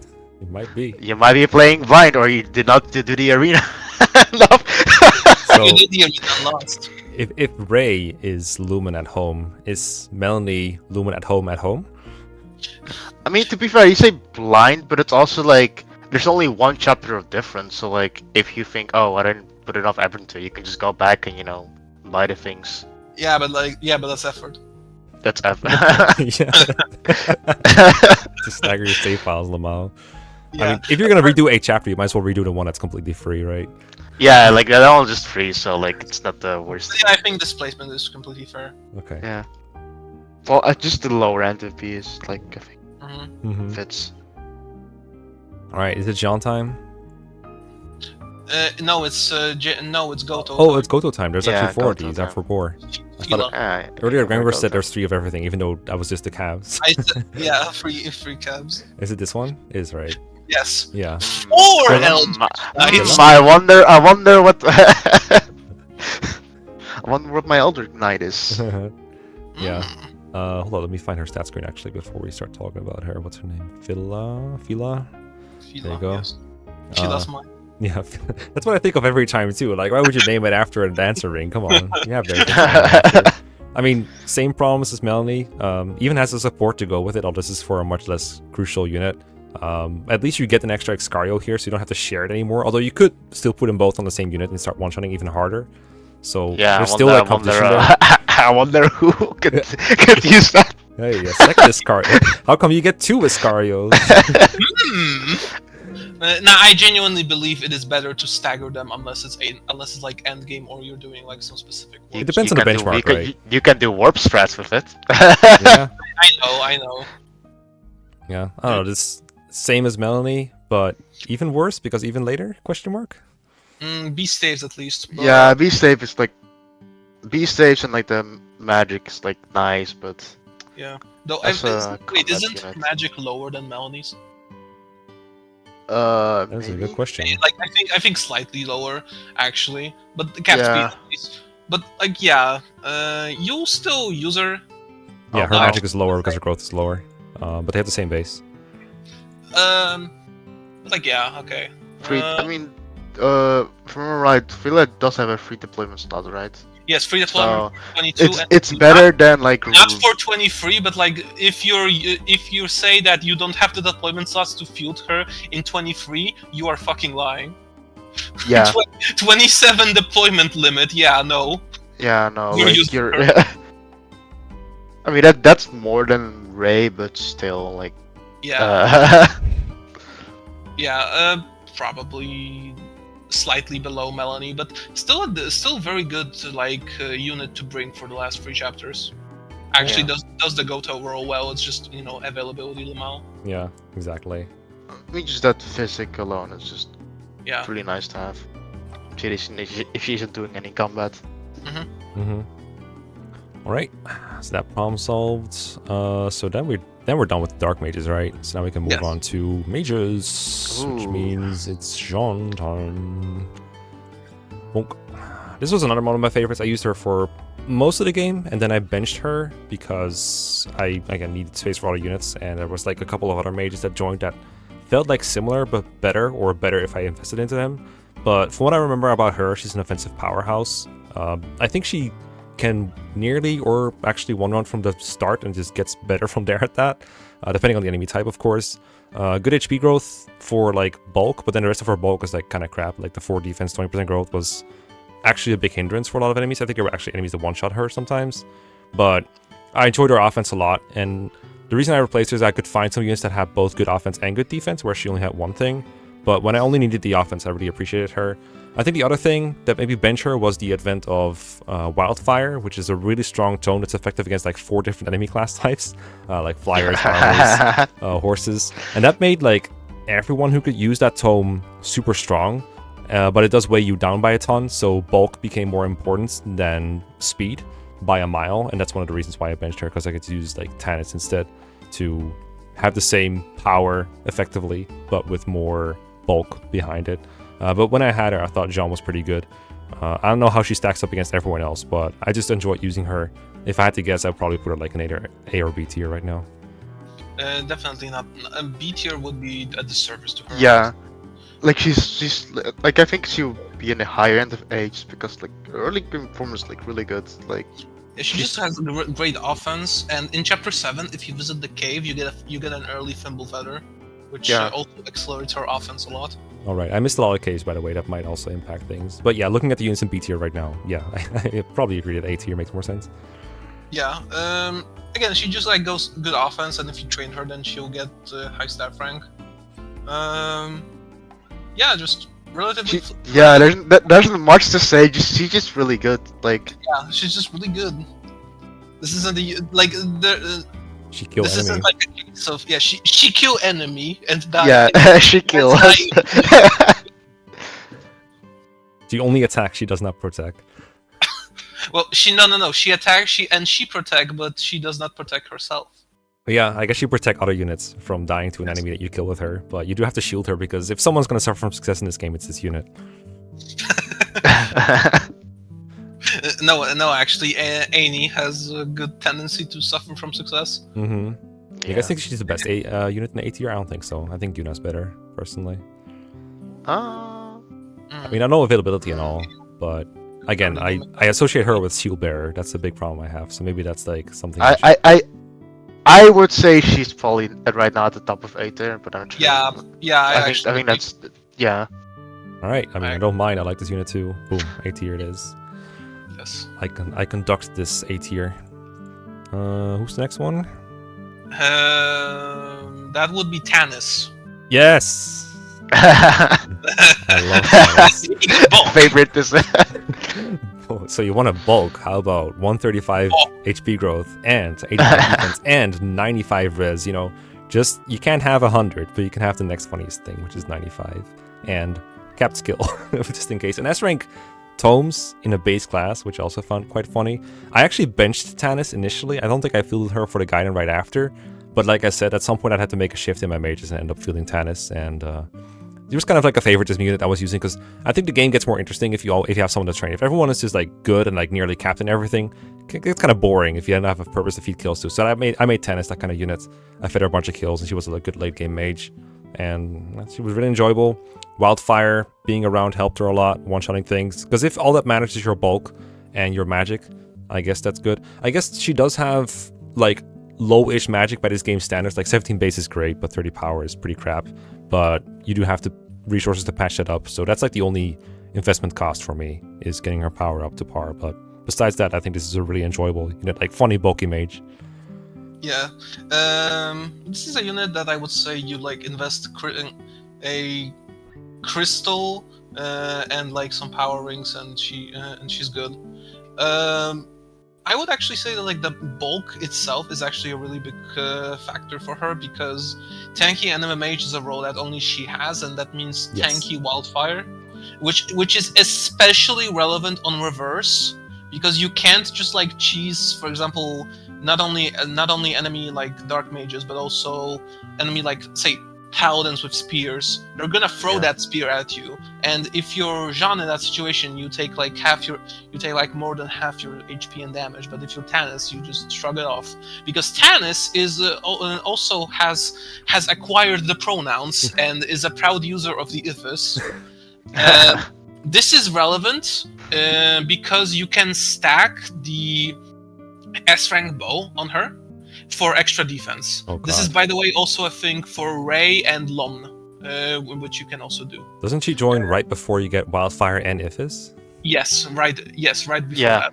Yeah, right. And then you can just train her pretty easily in the desert for a bit, then promote her, and then just like again crystal. Power is actually not a big issue if you know what you're doing. Keyword knowing what you're doing. Why would you insult me like this? No. This is literally just because bro secret shop. But chapter 16 has a secret shop which sells energy rings, and energy rings in this hack only go for 10k, which is actually pretty cheap. I mean, money is still kind of... Money is still an issue, but 10k is very cheap for a stat booster. I mean, speed go for 25k, so lol. And on that same chapter, you just get like a lot of good loot, so...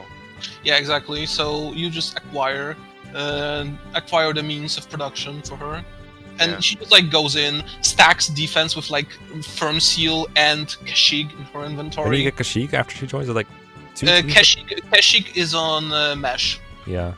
Mesh joins with it, so it's chapter 16. But that's like right after. Yeah, after that you stack 30 defense on her. Damn.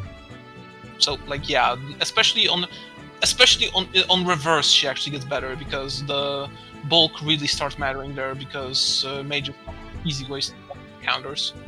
Am I hearing A tier? A tier, honestly, yeah, I would low say. S? Low Question S? mark? Ooh. Low S? Now we're getting spicy. We're putting a unit. Oh, now we're getting actually. I can see it, but I need some more justification for this. She does have like a unique niche among like the animal users. Yeah, So- like it's genuinely like from the moment she joins, she's just gonna be really good, and Wildfire is one hell of a drug, especially when you can stack it with defense. Like it allows her to just kill so much while being able to bounce or just kill multiple enemies and not suffer from success. I feel like you want to keep her unpromoted for like one chapter at least. To I get think most out of her defense and risk growth. How I did it is that I just like gave her a few levels in the desert and promoted. Yeah, that's how it goes too. Inside the desert even. Yeah, I bring it up because I think a unpromoted unit at that point in the game is a bit of a liability in like all the ways. Not because her stats are bad, but because 5 move is a bit annoying. You have to feed her. I think that kind of detracts from someone I would put in S. But after that, she's so good that I can still potentially see it. Honestly, I didn't use her, but just that S rank, just those base, I feel like as low S would probably be like fine with her. The one drawback is that her staff rank is going to be terrible, but like for the combat alone, it's worth it. To be fair, you have so many other stuff. You like. I know, but it is consideration, because like physic genuinely takes a lot of effort to get on her. Yeah. The unit use the staff on. Come on, you don't need her to use staffs. This is the unit you do after to take on 50 enemies. It's true. Alright, we'll go with low S for now. I don't think anyone will object. No one ever objects to putting an attractive If girl we get so on many S. people on S, then we could lower it down, but I just think Yeah. low S is... I do think I'm she's not- better than Jean, I'm like for the record, so it's either this or like higher. I mean, I use Jean for the whole game, but I can now see the vision of like 10. I did a run with Jean and a run with Tannis, and damn, Tannis got hands. Yeah. Let me go take on the enemy. If I would continue with 0%, I might just keep Dennis for like pretty much the whole game. That's how good her stats like are right now. Isn't there another sage that we get? Like before the end game stages? I remember there was one from a village. Cinna, Cinna. adjacent. I think that was the one with the good staff rank. It's right here. Yes. Yeah. So you didn't train Jean. What's wrong with you? Oh, I think that was my problem with her. Is like I already had, Sean. I even had the staff. I think a staff rank was like almost as good as his. Or you have a good Sean, but like she basically switched over to a staff bot kind of unit. Mm-hmm. Again, this is basically train Jean. Yeah, it is actually like trained John, so there's Though without S rank tomes immediately. Yeah. That's the drawback, but again, yeah, if you use Jean just for staff at this point, then I guess you can switch over to her, but eh. I feel like now is a good time to bring up the Rangor set units were not similar in this game to me, and I said they were. I feel like now is a great time to bring it up. I mean, we literally just went over discussing Jean and Tannis. Yes, which is why I'm bringing it up now and not 5 seconds ago. Cope. So I think with the trends like this, we just have to tier her lower than Jean by like a tier or so for losing availability. Maybe even, Yes. Probably a tier, but like below. Well, B tier, but I would say Middle. like between Fredor and Konal. that's exactly the spot I was thinking. How do you do it? You agree with this, Rad? Yeah, to be honest, yeah. Her eyes look really weird in the mini portraits. Like I mean, demon eyes. again, like there are units that differ, and there are just units, and then there is just like cases like this where it's just like, okay, this is this unit but trained. Uh-huh. Look at what they have to do to mimic a fraction of our power, training the entire game.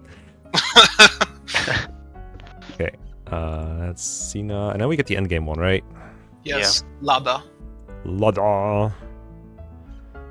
There you go. Purple hair one. This one reminded me a lot of Katarina when I first saw her. Maybe that's the inspiration.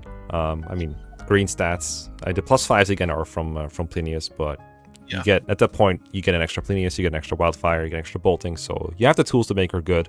But you probably already have something like this, especially because like we just discussed, Tannis is really good. You're probably using her, and you also have like Jean and trained Jean as well. But she does have like I think a bit more bulk than them, especially res wise. So that might be slightly better, but I guess really do a whole lot. res-wise is the important thing, but Defense is actually not that bad, but obviously not as bulky as.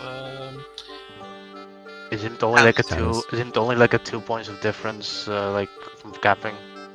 3, but also no Kashik. Oh yeah, that's very true. I would say below Fila because the thing is that the Iscario is just still very effective, while she's more reliant on like wildfire, which is inherently more, I would say, more limited, especially on reverse, because again, Iscario doesn't take counters. This might be a good time to mention that I'm mainly focusing on like Lunatic reverse for this discussion, but honestly, Scratch did say it's like more. interchangeable.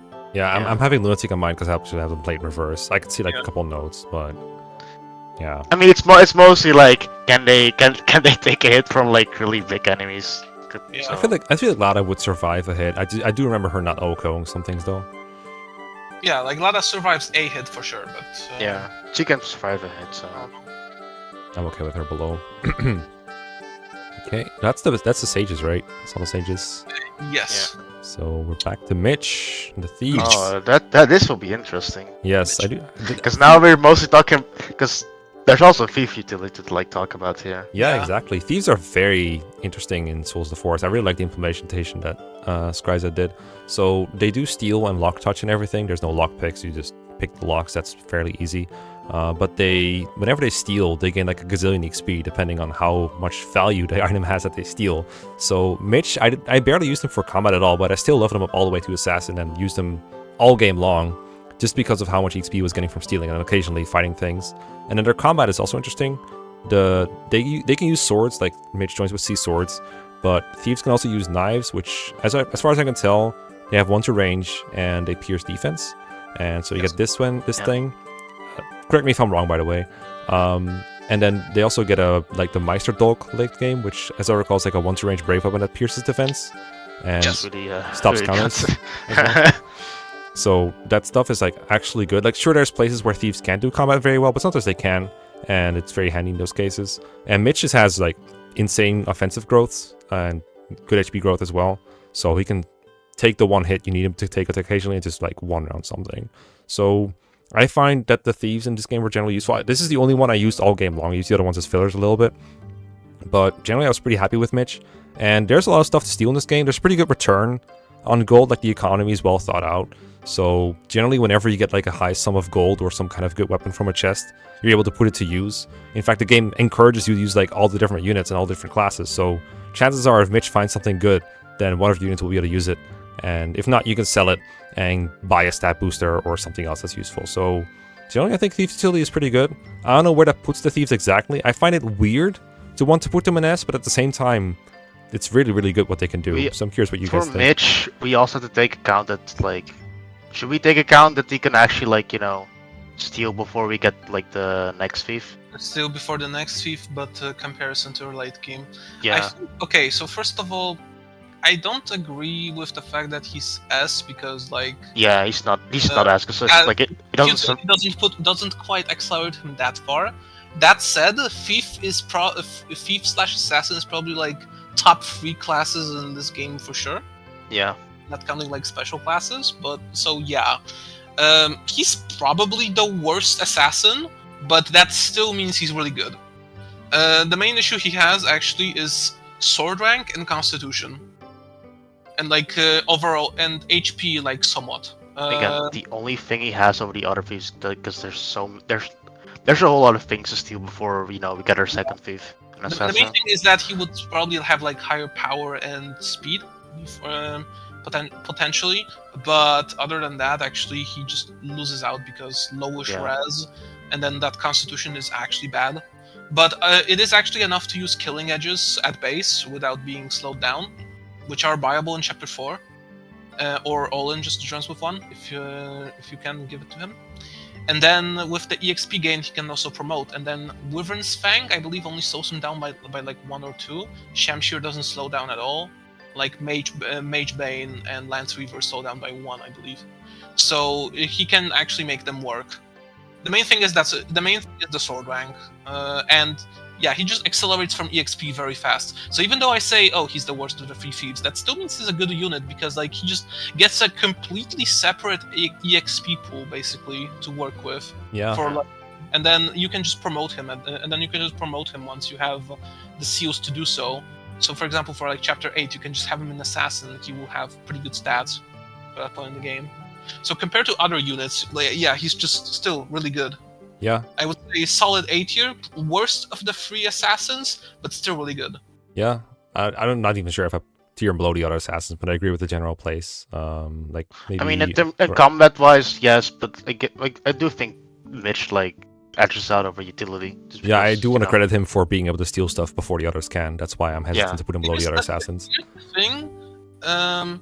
There aren't actually that many things to steal before. Like, okay, there are things to steal. There are useful things to steal, but there aren't like many super amazing things to steal.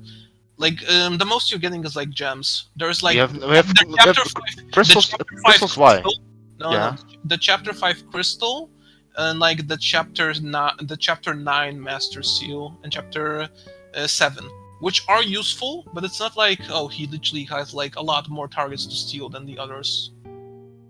At that point, it's like, okay, he steals those. I guess you're getting a few more stat boosts, like a skill book, and a few gems. I mean, yeah, but like, okay, a skill book. I mean, hey, that's still money. It's useful, it's useful in funny Trombe, man, but it's not exactly it's not something I would go crazy over for tiering. I agree. Speaking of going crazy, I will also bring up that sometimes, in order for Mitch to steal an enemy, you have to kind of go out of your way to bait enemies you would otherwise kill instead of doing stuff like it kind of comes with a tactical cost. Sometimes I find. So you might not always want to steal everything if it's inconvenient, but I don't remember exactly when it was a problem. I just remember it sometimes was. A funny strategy is that even if, for example, an enemy drops a Master Seal, you can still steal it for extra EXP. Yeah. If you really have nothing better to do. I find that kind of rare in Souls of the Forest because it's kind of hard, but yes, you can definitely do that. So like around, I want to say like below Jean, if that makes sense, but maybe he's also worse than like the other ones. The Just put cows it. here. Just put it in the middle of 8 because it'll be funny. Yeah, sure. I agree with this reasoning. Put him in the Middle of 8 just because it's funny? Alright, gotcha. Yeah. Yeah, just put them overweight all the piss off specific people. Look, tier lists are a meme anyway, so let's do it. It's true. Let's do it. Oh, if you told me you thought it was a meme before and I wouldn't have invited you, damn. That's insane. How dare you call my extravagant discussion of units, my super in-depth analysis, all a meme? of Mecha's videos have been Are you used gonna worthless lose now. this one too? Did you just call my entire video a meme? Damn, I can't believe you. Look, Mecha, are you gonna lose this one too? Bro, if you keep this up, I will. Okay, Russell's the next one, right? No. Oh, Emma. No, Emma. Oh, right. I was about to skip Emma. So remember when I said that there is a possibility that Lum is like the second best unit in the game? This is the competition. I remember. For- I specifically remember like 2 people in Starlight like getting mad over tiering Emma or something. I mean, now Emma will get some nerfs, but yeah. Yeah. Good. but I didn't really use Emma. I don't even know where she is right now. Oh, here she is. This is her, right? Yeah. Yes, this is her. Mm-hmm. Okay. You want actual bro everything on a unit? Yeah, her bases are kind of good. What the fuck? Her power Yeah, is like, team though. Yeah, like you feed her one, you feed her even one like energy ring, potentially 2, and like if you feed her 2, then the game is just over, bro. Because like the only weak stat that she has is the base strength, but because she just has steel utility, you can get her a lot of EXP even on a join chapter, and then with like barrier blade, that bulk is actually insane. Like, just straight up. And steel EXP just catapults her forward with her stat line. So just again, like 1 energy ring, which you can get in chapter 11 from the boss, which is after she joins. So you can just feed that to her and then just steal a bit. And with the bulk and just using high tier weaponry like the longsword, the wyvern's fang, etc., she just destroys. High sword rank too. So Yeah, I guess that's her big advantage over Mitch. A rank is really good. yeah, A rank unpromoted. So also promotion gain still applies.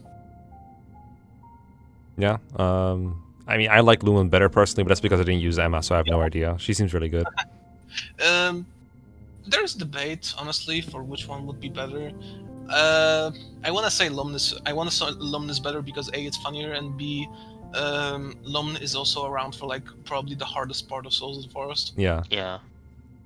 that's fair. But I would say Emma is like definitely the number 2 best unit in the game, just because of that bulk and just abusing everything broken about the assassin class. All right, I'm not gonna update my game even if Scraiza comes out with a new patch tomorrow, and I'll use Emma just to see for funny. Just FYI, like for those curious, what Emma is getting nerfed to. Okay, so like 3 less levels, 100% power growth and S swords, but 0 strength base. Yeah. Oh no, Oh yes, and that's still a top tier, by the way. I'm sure it is. -9 strength, and she's still top tier. You'd love to see it. Because I think she basically loses like 5 strength technically, like because S 6. rank is +4. S rank is +3. Okay, then You're she thinking of loses- triangle, that's +4. Yeah, I'm thinking of that. Do knives get triangle over axes? Yeah. Yes. Okay. Yes. Good. Good. I love balanced games personally. Okay. Perfectly balanced as all things should be. Exactly. Russell? Russell. Russell. Russell. Here. All right. I used him for like 3 chapters probably. Seems like a good filler for thievery. Like if you're doing Iron Mans, you can have a different thief. The stats are definitely not as impressive as Emma's. I don't know how they compare to Mitch. I feel like the power seems a little lower maybe, but then again, Mitch needs to get to 20. Joins literally outclasses Mitchell from the start. Yeah.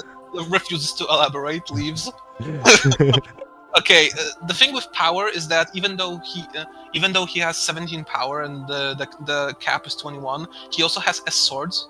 So Ooh. effectively, he only has 1 less strength than Mitch at that point. Fair enough. And he also has higher con. He has comparable speed, the higher res, and just doesn't require investment. Do you think Mitch can even get to A sword at this point? Just try harder, Maybe? bro. Maybe, but yeah, you try harder. Yeah, bro. it's Yeah. because But yeah, no doubt, honestly. I don't know. What do you need 8 swords for exactly? Mage Slayer.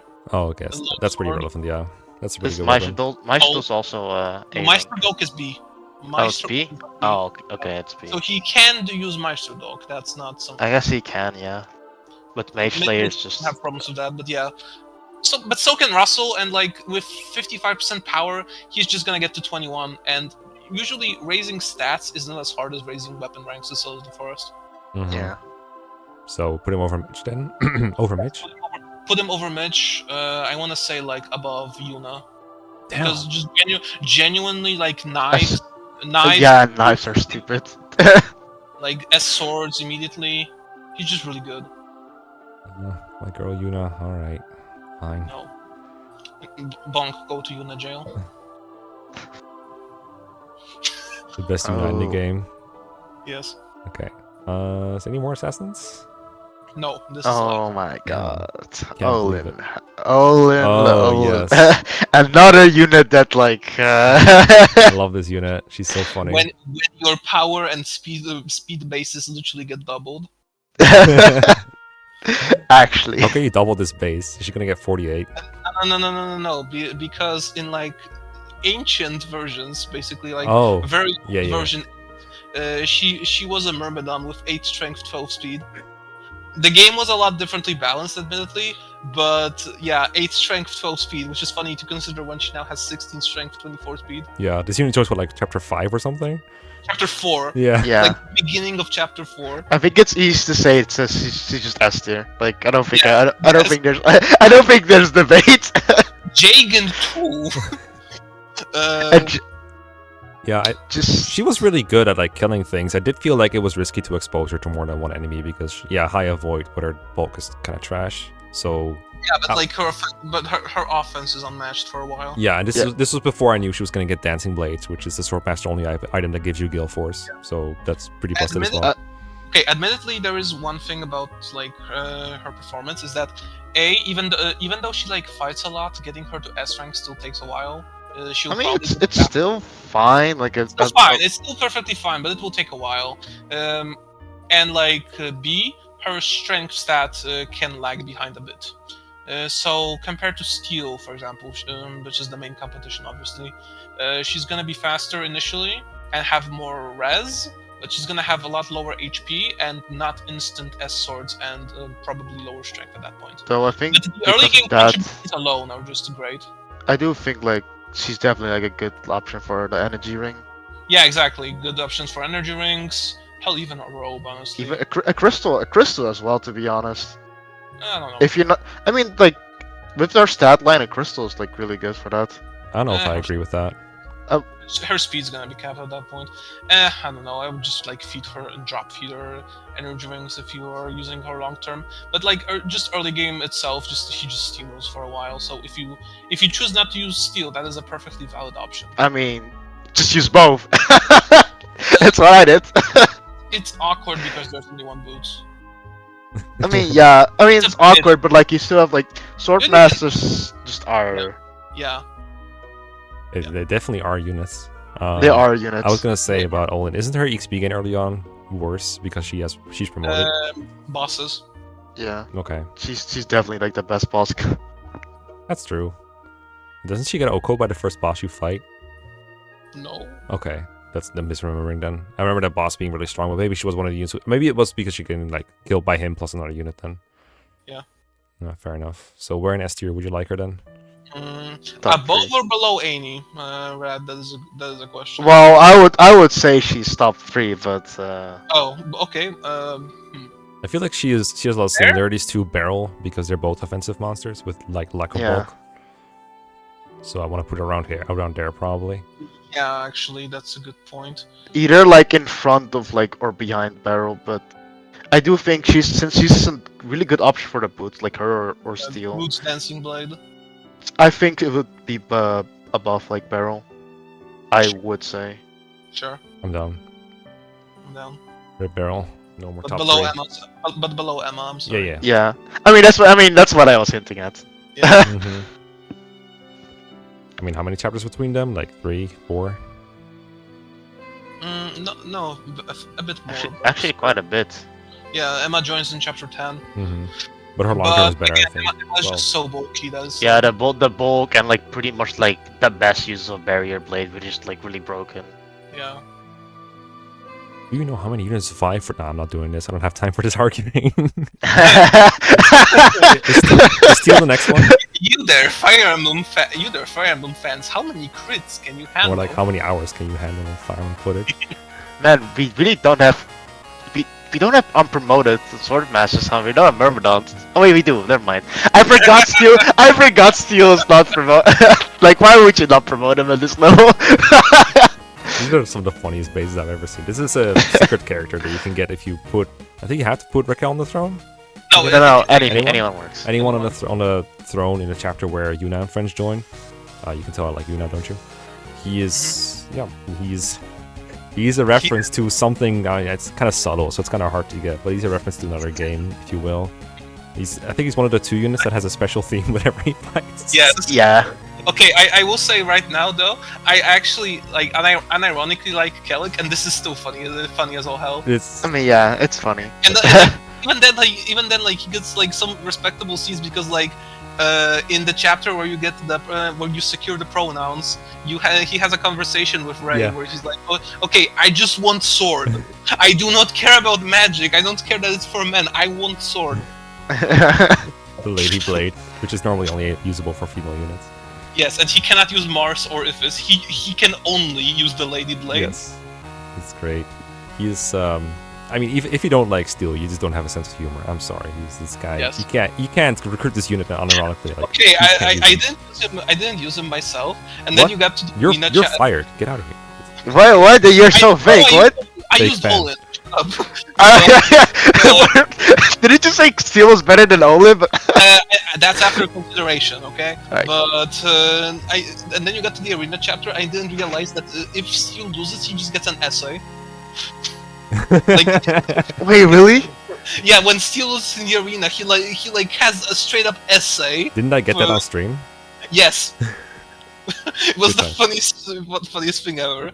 But yeah, this his main advantage is instant S swords and high power. 22 after promotion specifically. So and it grows by 1 every level. Yeah, exactly. Along with his so speed. He's gonna get fast eventually. And the thing is that again, dancing blades and Meisterschwert are things that he gets. So, like that, falling behind on speed doesn't matter just because Meisterschwert is just probably just kills in like 2 hits. yeah, and he'll catch up definitely. Yeah. I never and had then, issues with his speed in the first place, I gotta say. Like, even initially. Yeah, but it's like compared to Olin, who's like one of the fastest characters. Oh, yeah, but yeah, exactly. But, like, yeah. who cares? He's still faster than most of the units at this point. It's a comparison point, but it's not like his speed is bad. No, it isn't. Just as long as he can obviously handle the weight. But like again, the defenses are also a consideration. But defense is comparable to Olin, and for Res, I mean, Mage Slayer resists. Yeah, that and his HP is 80. Like, Yeah. And like when you have the dancing blades, you have so many more options on like how to position yourself that I don't think the bulk matters. you can that either much. you can either back out or can continue but safe. And Yeah, I think most of the time, either like Olin, especially Steel, can just be like, if you know what to do, like the bulk is not much of a problem. If you know how to check enemy ranges, it helps. And then giving him boots, of course, is also really good with this. Like Rango recommended, because you have more moves, so you can reposition yourself more easily. It's like a super version of Kanto. It's so good, and 80 HP is enough to take 1 hit from almost every enemy ever, so you're almost never dying. Exactly, and with Mage Slayer, I mean that's multiple hits even from like Iscario. Yeah, HP stacks really well with Mage Slayer, which divides damage. So I don't know if that puts him in S tier, but I think he's really good. I would say A, just simply because he misses early game. Yeah. Yeah. But Same like thing. top of A. Top A, yeah. I also think that boots are a really big investment to put into someone. So that kind of, I mean, for a kill are like the obvious number. Yeah, they are. It's just an opportunity cost. Because for example, even if you think they should just go on a Swordmaster, like Olin exists, right? So. Yeah, exactly. So it's like Olin or him. That's basically the boots competition. Unless you want an assassin, but like I think dancing blades outweigh assassin. Yeah. No. Yeah. Get like Dance Blade like are obviously better. Yeah. They're just better, but like I guess if we don't count dancing with like an assassin, would probably just work. But yeah, Yeah. All right, so what was it you wanted him? Like where Russell Top- was? Top A. of A. Top of A. All right, sure. I'm down for it. I was gonna put him like between Jean and Russell, but I'm okay with Okay, this. and actually, now that I think about it, like it's Steel versus like Tannis, and then we get to the murky territory, like where units should be tiered. Okay. So do we drop Tannis to like below Steel? Tan is below Steel? What? Either Tannis below Steel or Steel to S tier. I think they're very similar then. Like I think that's like I the think fact they that couldn't be more different, but I mean Steel just wrecks. That's the thing. I mean they couldn't be more different. They couldn't be more different, but like Gale Force be like. Guild Force, yeah. Go for some. It does take like a little bit before you get Kill Force, right? Like what chapter you get it? 13, which is literally one chapter after he joins. Oh, isn't there a guide in between or something? Am I misremembering this? No. Oh, There's okay. just the defense chapter, which admittedly he doesn't start in the best spot for. Uh-huh. Okay, we'll just keep him here. I like Steel enough to keep him in S tier. Like that's what I suggested initially. So sure, we'll do it. Okay, this married wife renewed her vows and killed enemy. Click here to find out how. What's her name again? Lenny? Lanny. There you go. Not Lenny. Okay. I mean, I think I got that renewed vow, and I crushed things with it. It was pretty good, but it was only for a couple chapters. Other than that, good train swordmaster. The actual Godo. Yeah, the actual Godo. I think she joins like 1 or 2 chapters before the actual Godos, right? Yes. Yeah. I don't know. She's really good. Just only a couple chapters. It's a sword master. Like Yeah, she will kill. What does her sword like do roughly exactly? Is it like It's like boosts power by 20, skill by 120. oh yeah, it's the guaranteed crit. Yeah, By crit 10, sword. luck by some value, and then defense and rest by 20. It's Which pretty good. actually gives her a good bulk. Mhm. Like 1 rope, and that is genuinely like great bulk. So the main factor is that she can actually pierce a lot of stuff that usually you wouldn't be able to kill. For example, barrier blade heroes, which would be annoying to kill, but she can actually just pierce through that with a nude vow. Mhm. She can also like kill for example, the 4x Triarus Pegasi in chapter 22. Mhm. Like the ones that are stacking a lot of defense, she can just kill them with a nude vow. A nude vow is just a pathway to many abilities some consider to be unnatural, so I think like upper B is probably fine for her. honestly A, because like A? for the Oh right, even, wait. even Go for with the availability she gets, that is still she like still kills, like damn. And for Gore, she has dancing blades. That might actually be Well, fine for A. But no, not I even genuinely like literally I don't even use dancing blades on her. A nude vow is just that good.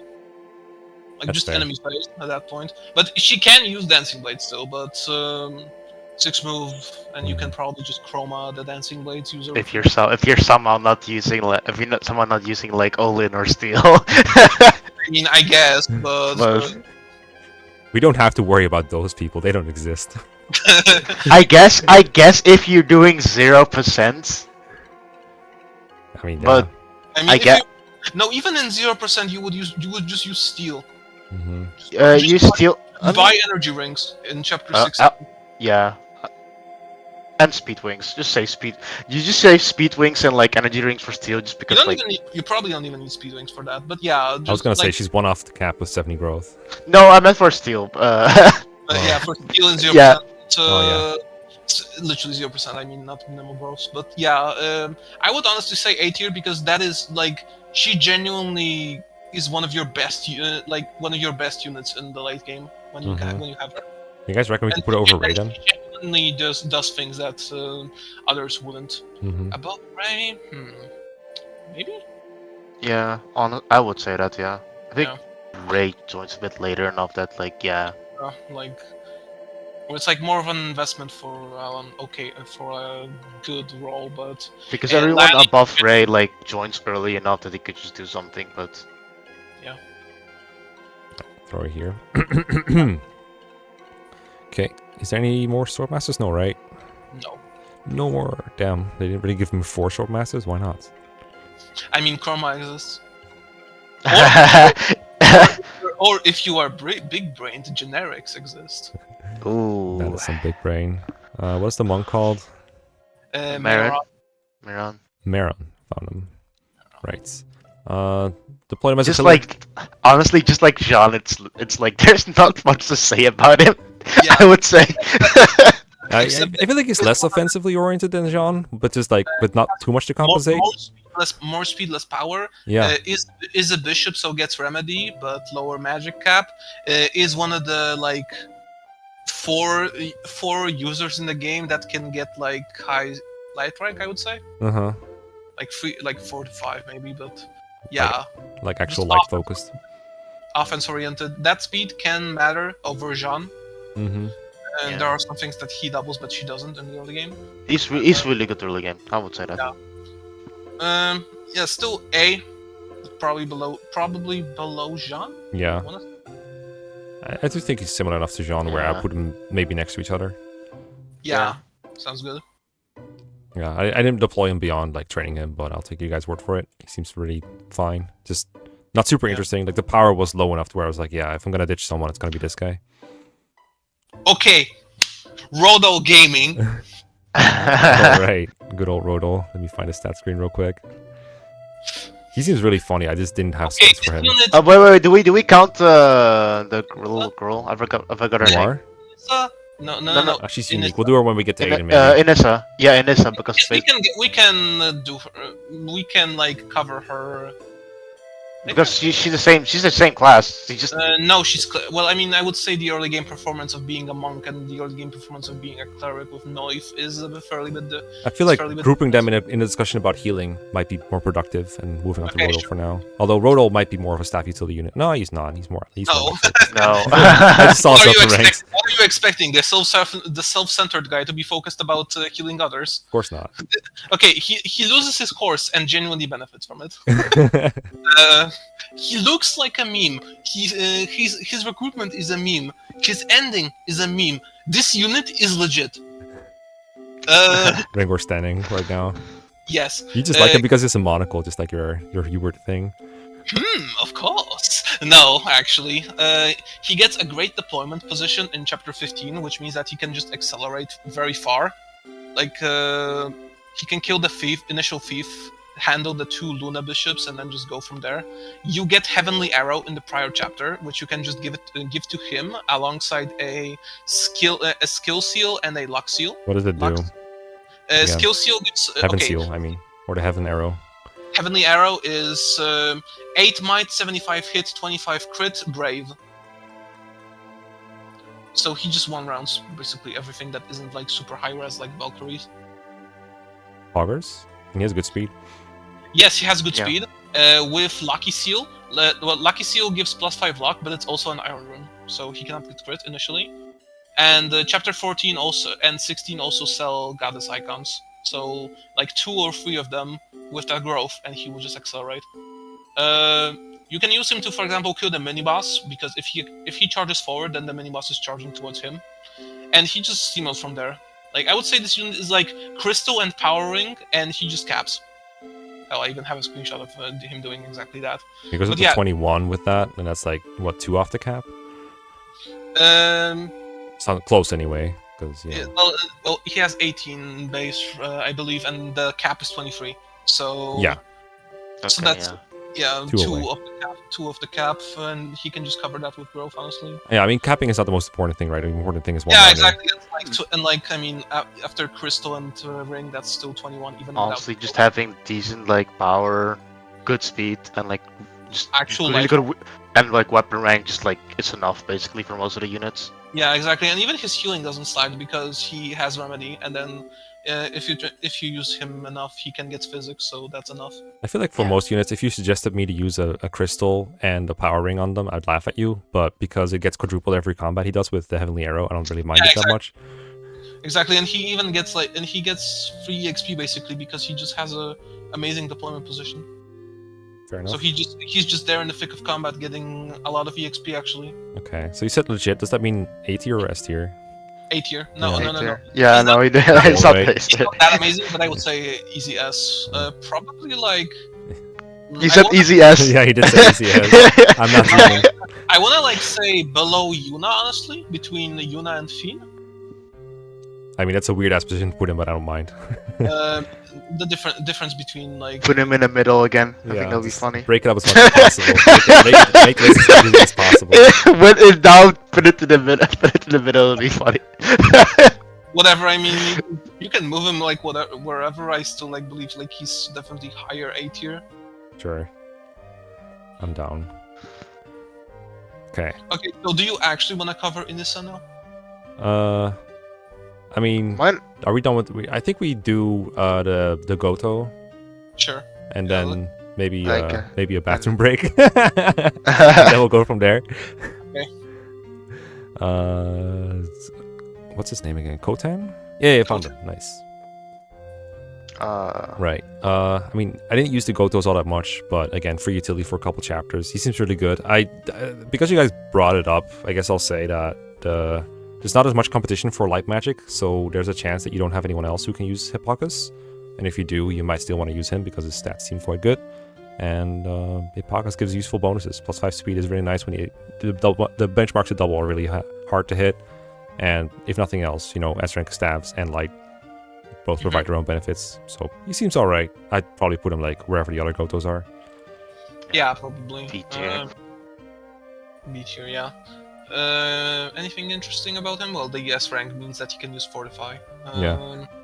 And then light magic, yeah, but otherwise. Wasn't it con? Something. The con. What? The con. Constitution, you mean? Oh, Yeah. Constitution. 12 con. I mean, at that point, like you can probably just heavily arrow the Eldritch Knights or Summoners. Oh yeah. Yeah, so banish doesn't matter, and everything else you can wield. Why the fuck is Heavenly Arrow infinite use? I just realized this. All of them are. I mean, it's the same. It's the same. Like you get Wildfire. it at the same time as Wildfire and Munio. Oh, fair enough.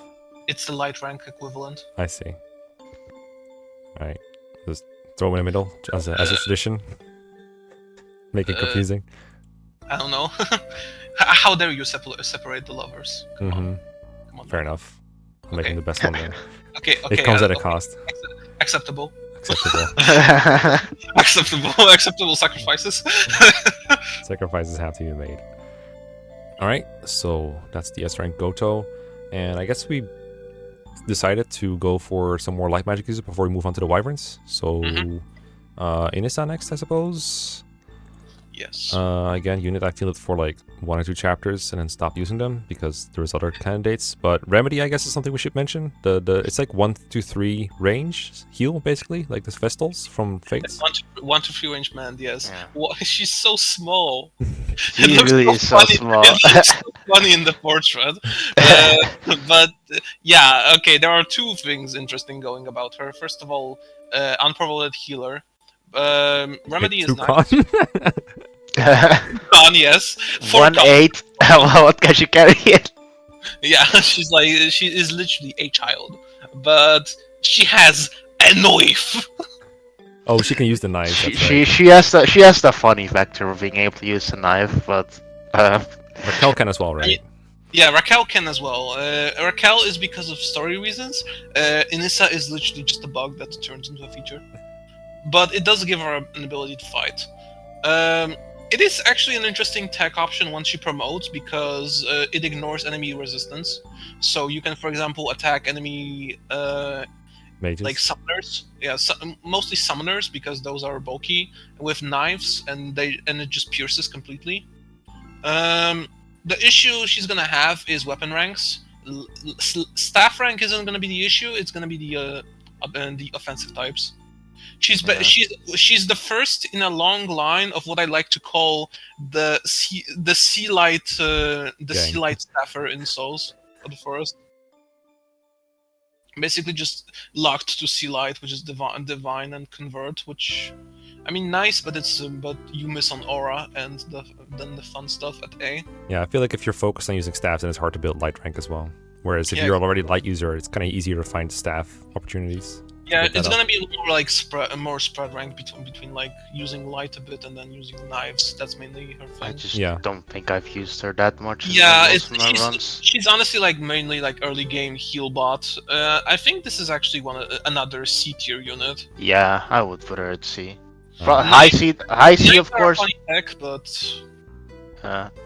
She has a funny factor, but yeah. She Yeah, no, seems the funny. knives don't do that much to differentiate her. I mean, she might get the kill that were some like might not, but it's pretty rare because like killing in souls isn't usually that hard. Every time you say, I keep thinking you say killing incels. This knife I will throw. Take me with you, and you'll be very glad you did. Right. I guess we do the other members of the gang then. So is that of the gang then? So is it Aiden next, I suppose? They just Oh, Cruise? Aiden. Ooh, Yes. Aiden. I don't know. I kind of like Aiden. Let me get his thing over here. I don't know. I played him for like a couple chapters. He seems pretty good. Hey, then this unit is cool, but Noir exists. I think that's the best summary I can give. He's a good Yeah. promotion option when he joins because like those are some pretty good stats. But then Noir just joins and like lol them out. Yeah, like it's like his combat stats are like good. Like I guess he can get C light. I remember he one run at Wyverns in his joining chapter. That was I mean, yeah, memorable. again, like his combat is genuinely good. He's a good promotion option, like as a temporary utility. It's Yeah. just that again, when Noir joins, like, what's the point? Yeah, I mean, thugs don't have a personal item like some other classes do, so you could just use both. Not yet. I mean, Yeah, like, that's true. I mean, still, like Noir is growth unit, but still, base is still like something to be. Mm-hmm. Yeah, again, like he's good for again chapters 12 to like 15, if 15, but then in 16 Noir is probably more self-sufficient at that point. But again, this is a good unit for It's a like, good unit. those Yeah. chapters. So I don't know, like low A. Yeah, I was gonna say, Yeah. like, it Because, feels like, weird to even put him a though tier Noir below the outclasses units that join in this chapter. Even though Noir like outclasses him, then like, but like that's We'll just put Noir No, higher. Noir is like a different beast. Noir is a different beast, but like he is still good on his own merits. Mm-hmm. So yeah, I would say A tier. Yeah, sure, Probably above Ash, I would say. sure. I will not argue. Wait. Oh, there you go. Okay, still fits on my screen. Good. Yeah, I that's remember trying to promote him, and it's just like, wow, he actually has really good stats. He can do a whole lot at promotion. Yeah, he's just. I mean, his skill is a lot lower, but other than that, it's like getting another Raquel. But the bulk, like the speed, the power, like Yeah, even staff rank is still nice. Exactly. The skill Yeah. is not, by the way, because low light. yeah. This is where I would deploy this unit if I had a deployment slot. Yeah. Yeah, six base skill with 0 growth is really funny, but it has never impacted me. He gets +4 in promotion, by the way. So Yeah, 10 that's 10 skill with light magic. I mean, if you're struggling with that, then what are you doing? fighting mages probably. Convert. I'm a convert. All right, that's him. So I guess we might as well talk about Noir then, because she's been mentioned a couple times already. So let me get that stat screen off here real quick. I mean, I think she should be in B. She's okay. No. Okay, you then. No. Look at these stats, Brad. Look at these stats. She's obviously in E tier. Yeah, zero all bases. around. I think this has to Okay. be the most Souls of the Forest unit of all time. Here's a fun fact. She's getting a nerf to 1 HP. Good. She's That too means good right now. that means 999%. that means there's more to grow, and it makes it better. Yeah, that's more Exactly. dopamine. Exactly. Mecha will get his daily supply of dopamine. More. I think HP is already the last stat she caps anyway. Yes. But she caps everything else beforehand. But yeah, S tier. As for placements, below I mean, steel, probably. It might be good to mention that Shiki has like 3 personal stats that are not shown up here. Silence, Berserk, and Sleep. Yeah. All 3 uses. 8 4. range. 4. She also has Empower as a personal staff. Oh, right. That one's infinite use, right? And plus 4 Yes, damage dealt? +3 damage dealt, yes. Yeah. That's pretty good. It's really fun unit Also, to use, yeah, but also I just would- really I- good. Also, yeah, I will put her below steel. Like she has the utility, but like Other than Again, that, but she she doesn't really. flounders in the fact that she's another C rank staffer. Yeah. Scraiza is implementing arm scrolls in the next version. So I mean, that's when you say gonna C rank staffer, what you mean is C rank light, right? But Yeah. C rank light staffer, basically. also, Like the spider, really good stats. She just cannot be a combat unit, which is kind of quite She unfortunate. kills like some things, but like not that much. Yeah. yeah, and it does take a while before she takes off because Lamau 0 bases. But- You can pretty easily get her to like She cap can power speed in chapter 15. she with can just use stat. hammer, like she can just use everything that she wants. So. Hammer using silence on Fila is optimal in the chapter. And just for the record, like these stabs, they don't care about your magic stat, right? He's using. Yeah, they don't care about magic stat. It's literally just guaranteed. Yeah, they're 100 hit, everything. Yeah, The best types. and these are, again, personal to her. This is something only she can do. And they're not on enemies. Yeah. Best thing about this game, it's not a V6. In endgame 2, it's funny because you can use Berserk on the. At least, Yeah. At least you don't have to deal with silent staff. Yeah. Which is like the worst. I think that's like the worst type of stage in like Fire Emblem, where like, oh, okay, you can like silence, the magic users, but the ones you want to silence are have like capped res, which you're gonna have to deal with like low percent chance. It's worth noting, because we won't get the chance to discuss this elsewhere, that silence and sleep do have tangible differences in Souls of the Forest, because silence unequips the weapons, but while sleep doesn't. And this can be either a positive or a negative. Yeah. This is true. I agree. Ask ChatGPT. ChatGPT, please write mecha commentary. Wyverns? Wyverns. Wyverns. Yes. This is one of my favorites, Edwin. I think the Wyverns in this game are I remember when he wasn't even. I remember when he wasn't even there for early game. Yeah, he's a recent addition, right? He wasn't Yeah. always there. And it's probably one of the best additions. Definitely early a game. fine addition to our collection. Yeah. I think legit he's legit the best promotion up, like one of the best first promotion options Yes. for the game. Especially because of weapon rank. Let's have Mecha discuss this unit first, and then we can try. Yeah. And it's not that much, but I guess just Wyverns in general, the sense I got from them is just flying tanks with high strength, high defense, high HP, and then everything else is a bit lower, like especially the res is kind of garbo. But whenever you want, you can get around this issue with the Devil Axe, and you just don't take damage from enemies because they don't hit you, so you can avoid bows and magic just fine. And then when you don't need that, you can use effective weapons. I think they do rely on this a bit more than, say, Annie, because her offense is good enough to kill things without these weapons every now and then, whereas the Wyverns are more reliant on them. But at the same time, Wyverns have everything you can want from flyers. They even have 7 move compared to Cav 6 until they get their shard item. They get a Delphi shield to negate arrows as well whenever you want to, although, again, the Devil Axe is basically an arrow shield as well. It's very good all around, just a speed issue where they are a bit more reliant on weaponry every now and then, but I really appreciate these units. I don't know if I would put them in S tier. I say them because I think all the Wyverns are a bit similar. I think the one you get later, Alvin, and the other one, they kind of do similar things. But generally, I think they're at least A tier, all of them, for at least as far as combat goes. Okay, Edwin is like definitely S tier. Good. Like, come on, bro. This unit joins in chapter 5. What are you doing? I mean, one of the like. I mean, like, I do think like he will probably turns out the same as Alphen, but like again, his early game performance is like amazing. It is good. Yeah, his early game performance is like good. He's probably one of your best early promotion targets, which screws him over in the long run. Like the strat is that you get him a level up. You can, if you're playing on fixed growths, fun fact, then his first level up will always have speed. If you're not playing on fixed, then you can always, reload the save. Oh my god. The emulator mysteriously crashed. We're cheating out here. And then promote him, and that's 15 speed. And then a speed wing from like the chapter 6 Swordmaster boss is 17 speed, which is already great. And that's already great utility. His Achilles heel is his weapon rank. Yeah. I remember like Halberd, what else do you need? Before weapon ranks got changed, after promotion you got to C rank, but now I think you have to like. He has to do 4 rounds of combat. Oh no, Yeah. you have to use this unit? Oh no. Yes, crazy. LTCers in shambles.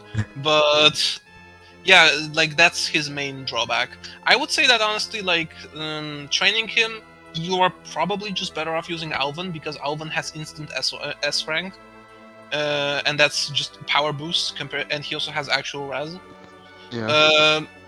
But yeah, he's just a great early game promotion option. He will just tank. He's just bulky. Mhm. You mentioned the Devil Axe, then yeah, you can just equip Devil Axe against bow He users. can like even when Alvin joins, he can like he can always be like a double X user because you get like Yeah, 3 of them. and even when Alvin joins, like yeah, exactly. There's nothing stopping you from using 2 Wyverns. It's just that Alvin's probably gonna be the main one, while he's the Yeah, second one. because his base strength is like really good. Like that's the thing you need with Devil X, just to brave it, just have the Yeah. strength. Mhm. Yeah, and then I mean, if you need to, you can just replace him with Wilda at that point. If you need a second string Wyvern. All right. We're in S S tier. tier- S Lowest of S. I think I would put him lowest of S tier. I'm not. No, actually, I would put him like below 80. Just Oh. because of that early game, actually. Really? Yes, because like his combat is genuinely great. He's around I more than all guess the other so. units he's going above Yeah. now. That's fine. I with me. guess you can actually also just invest in him if you really want to, instead of like early promoting Yeah, him. exactly. Mhm. You can also invest in him, and he will turn out great as Mecha Shield. Yeah, that's If very that true. you will suffer with the axe rank. Yeah. I usually use him as like a, I just promote him at like, Yeah, I personally I promote him and then I just keep using him even Yeah. after Alvin joins. but you also have Even to if remember Alvin like, takes over as the primary one. remember that you can also just trade them up and Yeah. promote them later. I feel like Exactly. Edwin's like more stable than these other units. Like they all have like highs and lows, whereas he's like almost equally good whenever. Like he just turns good whenever you use Devil Axe. Otherwise, he's still fine. Whereas the others are like And Raquel he has a needs worse period, investment. Aini has a worse period, and Beryl Yeah. needs to get going. Even this on is fine with 0%, I think Edwin will just last for a while. Yeah. Because that I base mean, he strength definitely is lasts really good. until Edwin. Alvin. Edwin lasts until Edwin. I Ed- agree. Edwin, I agree. Alvin. Oh, he That's- stopped lasting. yeah. He stopped lasting. Elvin is here now. Okay, here we go. Okay. Well, better Edwin. Basically.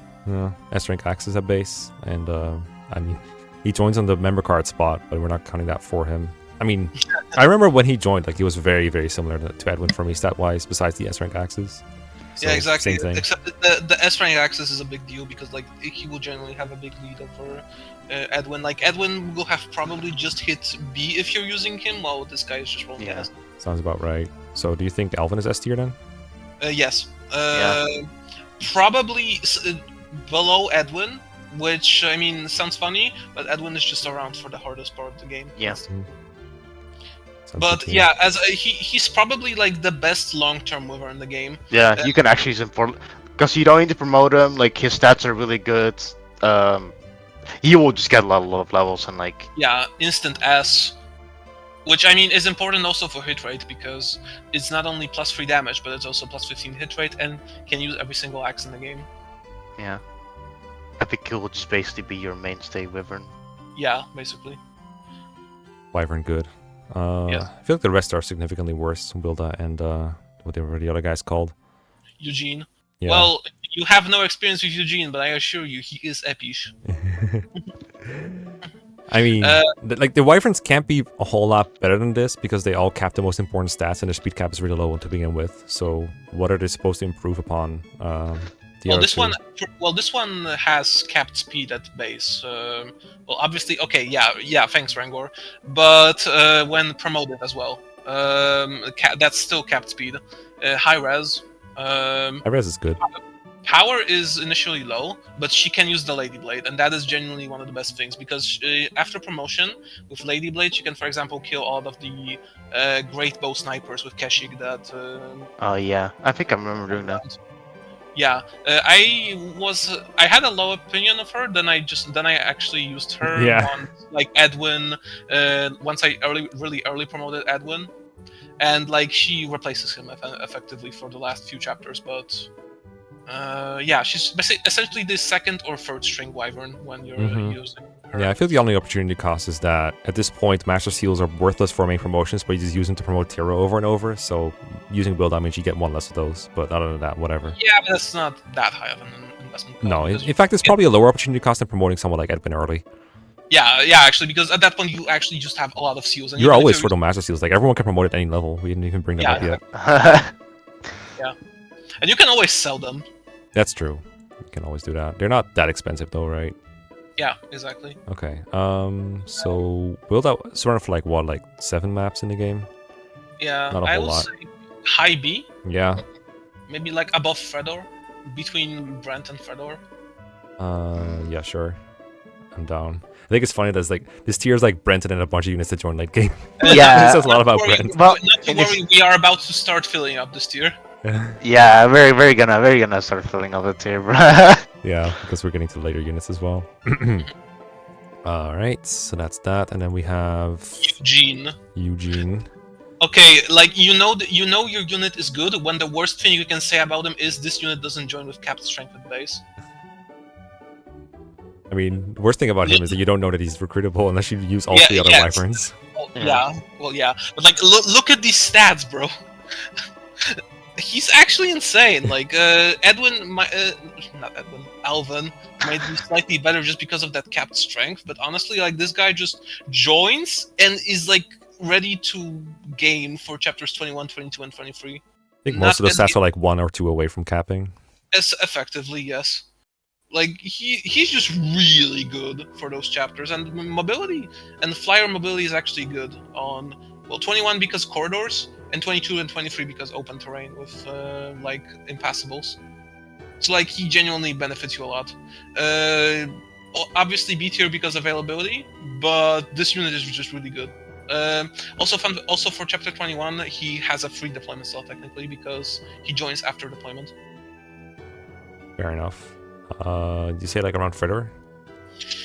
Or like better? I have a hard time putting him over would- I Brent would because say- there's so much no. availability gap, right? No, Yeah. I would say that availability gap might put him like below Cinna Mm-hmm. because Welda is just around for more. Mm-hmm. Like he has way more of an argument to be deployed than Colonel, for example. Agree with that.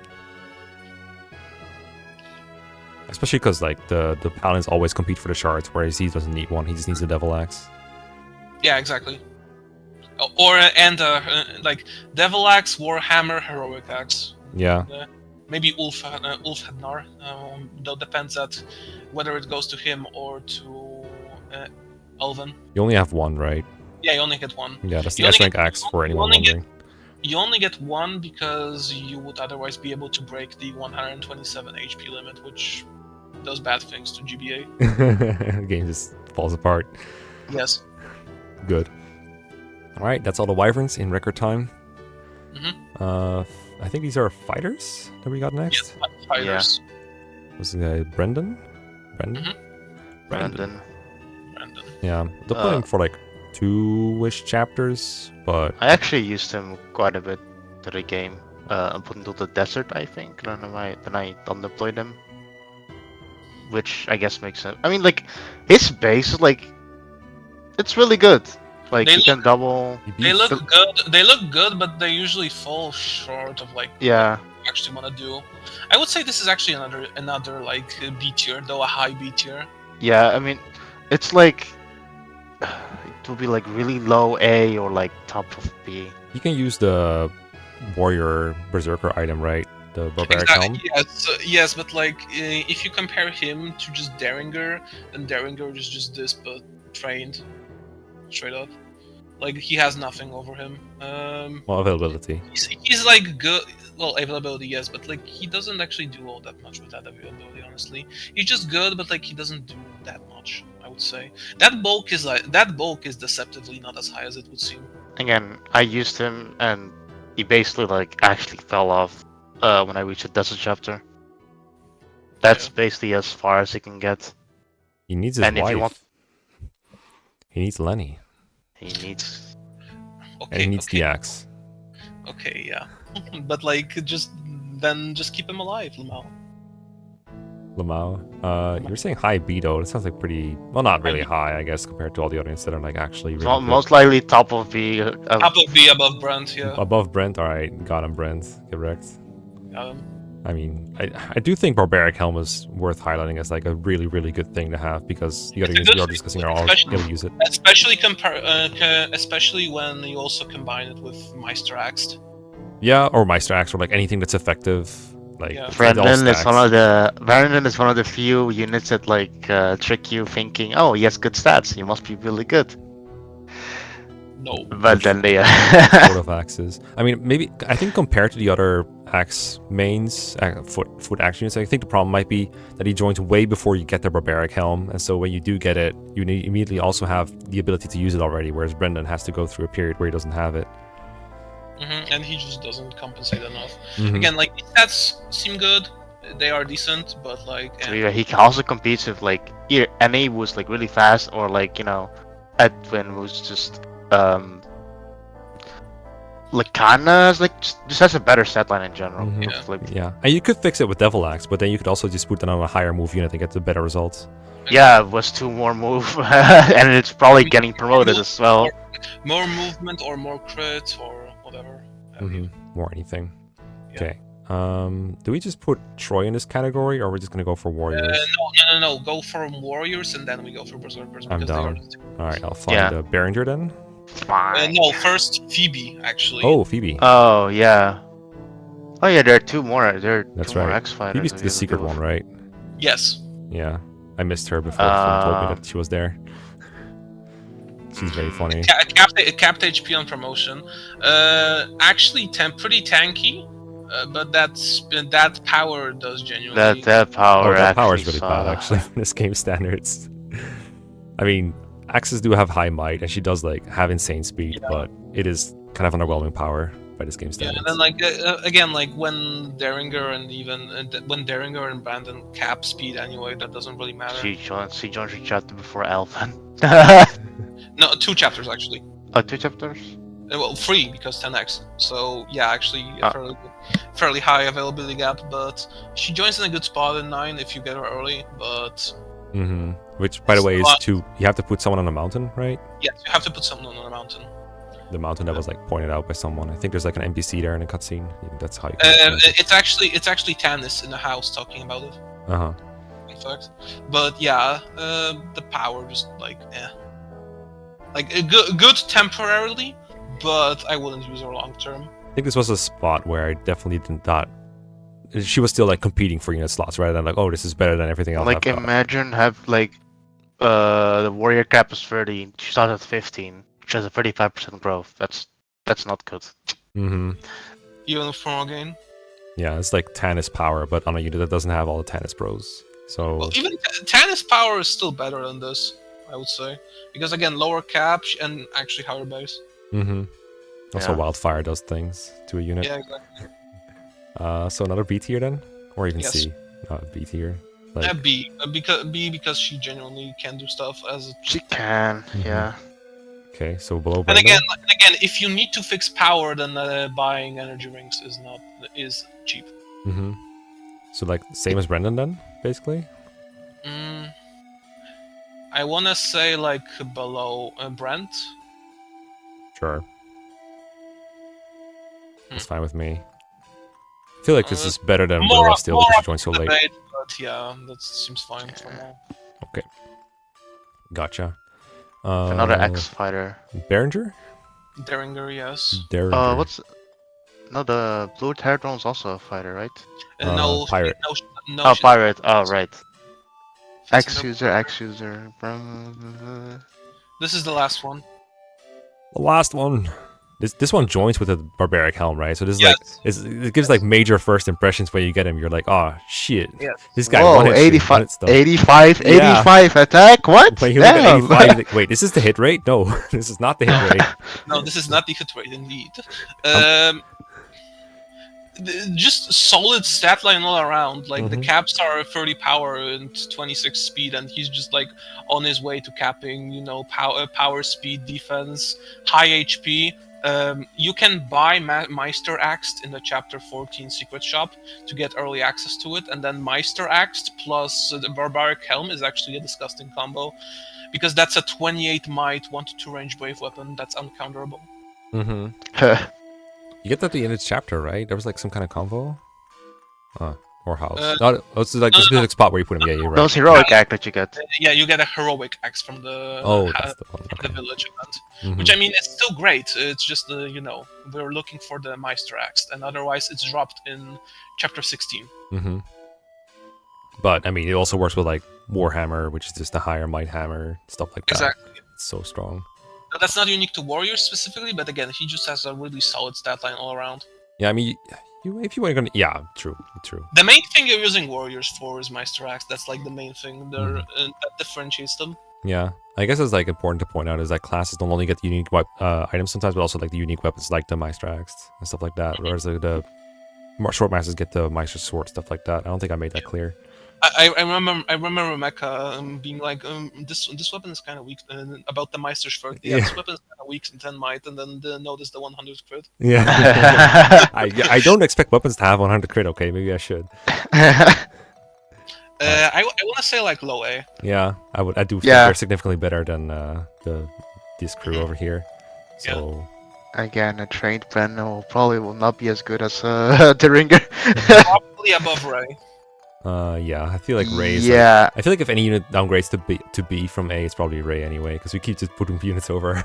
It's probably a sign. I think she. But she's still good, so I don't know. Yeah. We might actually have someone at below Ray, maybe. Mm-hmm. Maybe. Maybe. Well, they're like joining around at the same time, right? Yeah, the same chapter, Yeah. actually. Yeah, same Does it? chapter Yeah. though. Derringer joins earlier because the Ray joins mid-chapter. Mm-hmm. I mean, the Ringer also has like a free deployment slot, basically, right? Exactly. Mm-hmm. Yes. Derringer, good. Okay. Any more warriors? This is No. it, right, I think. Okay. Other ones. So, Okay, I know. Okay, so to stick with axes, let's keep to barbaric helm. You just want to talk about Troy. Yes, I will. I'm gonna talk about Troy before you fall dead. Okay. The way I can describe this unit is he is the 0.1% of the bacteria that the disinfectant will not kill. This unit should fall off. This unit should by all means be terrible on Lunatic Reverse. No. He just stays here for the entire game and refuses to leave. I don't know. I think with 80 skill and 120 luck at base from this, like it's kind of hard to say what this unit will fall off. I mean, That 1% skill growth. I don't know. I think it's. no. I think this unit actually ruined this hack. Same with the trope. Them like the trope ruined this hack and Troy. Bad hack. Bad Angel Axe terrible. Terrible. Angel Axe map. Angel Axe bad. Okay, so for a more serious discussion, what he promotes, because you should, if you're using Troy, instantly promote. I have him. never seen a more instant promotion unit than Troy. Yeah, like more so what than do you skill. want? Do you want to get that HP growth or do you want to get that skill growth? I don't know. What if I don't get my Defense rest? HP before Nah, obviously level it's the 7? demon. But yeah, just instantly promote him, and then he gets 23 power and speed, and with one level up, that's 24, which doubles every single unpromoted unit in the game.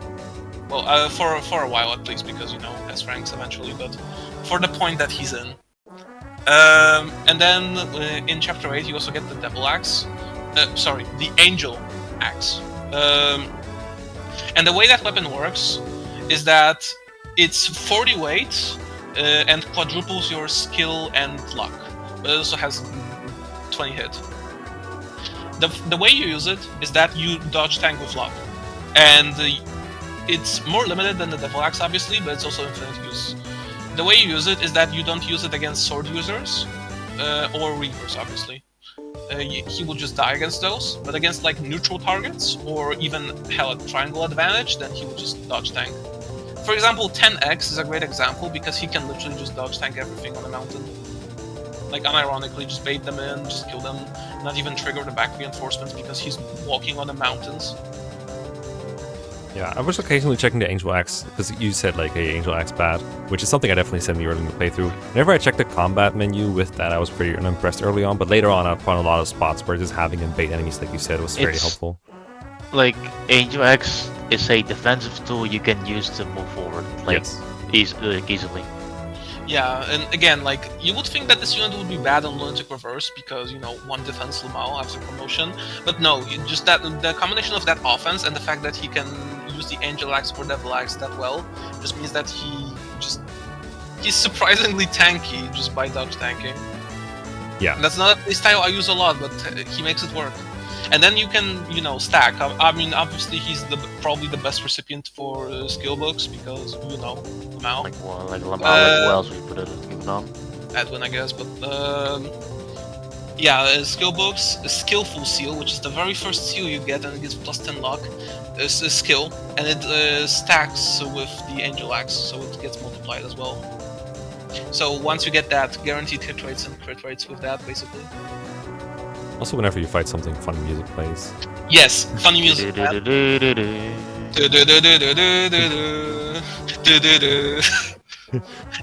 tier. And he can use Barbaric Helm, and he's just funny crits. Yeah, and then and like even Barbaric if you don't have Helm- like the funny axes, you can still just one around something with like an iron axe if you need to. Yeah, exactly. You can also, double down on the Angel Axe meme by going Muscle Seal and Lucky Seal. Yeah. Muscle If Seal you- gets +10 con, right? So like +10 speed. Yes, +10. Yes, so +10 AS, which means 20 more avoid. Yeah. Lucky Seal. I mean, you're never picking this unit up again, but who cares? I mean, you can also trade it. Yeah, true. Yeah. Trade it off, then rescue. Trade, it trade, back. trade, rescue. Yeah. Why am I suddenly carrying 22 con on my back? Why did my back suddenly break? The weight of Trombe on your back. So, I mean, do you think he's S tier? Because I don't feel like it. Like, I do would think he say has significant drawback. a very high A, but Mrs. S, I would say. Yeah. I agree. He does have the funny factor, though. Yes, he does have the very funny The factor. funny factor helps a lot. And very important for a unit. Meme Like, units. if they have the funny factor, yes, Okay, genuinely might be better than Jean. Yeah, I was thinking the same. Like, I have a hard time Yeah. putting below the mages. Yeah. Or Russell, for that matter. Like, these units all have, like, much less availability, it feels like. Just beyond that, so... At just least have- here, and probably here, is what I'm thinking. I would say above mages because, like, just genuinely the fact that he outspeeds just kills stuff pretty easy, kills stuff pretty easily, and then abuses Devil Axe and Angel Axe very effectively. Yeah. Like the thing you need to give him for investment is like, wow, who cares about skill books? Somehow. Yeah, it's just early master seal, but at a point where it's like not a complete.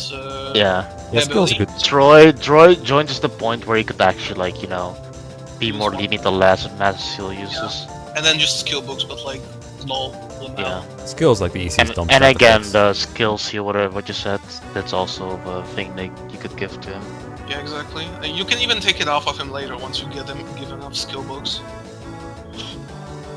If you're missing, that's a skill issue. Exactly. Uh-huh. Which you proceeded to do, by the way, by giving him like a hand axe and no skill seal, Look. and then getting mad at him because he missed. Look.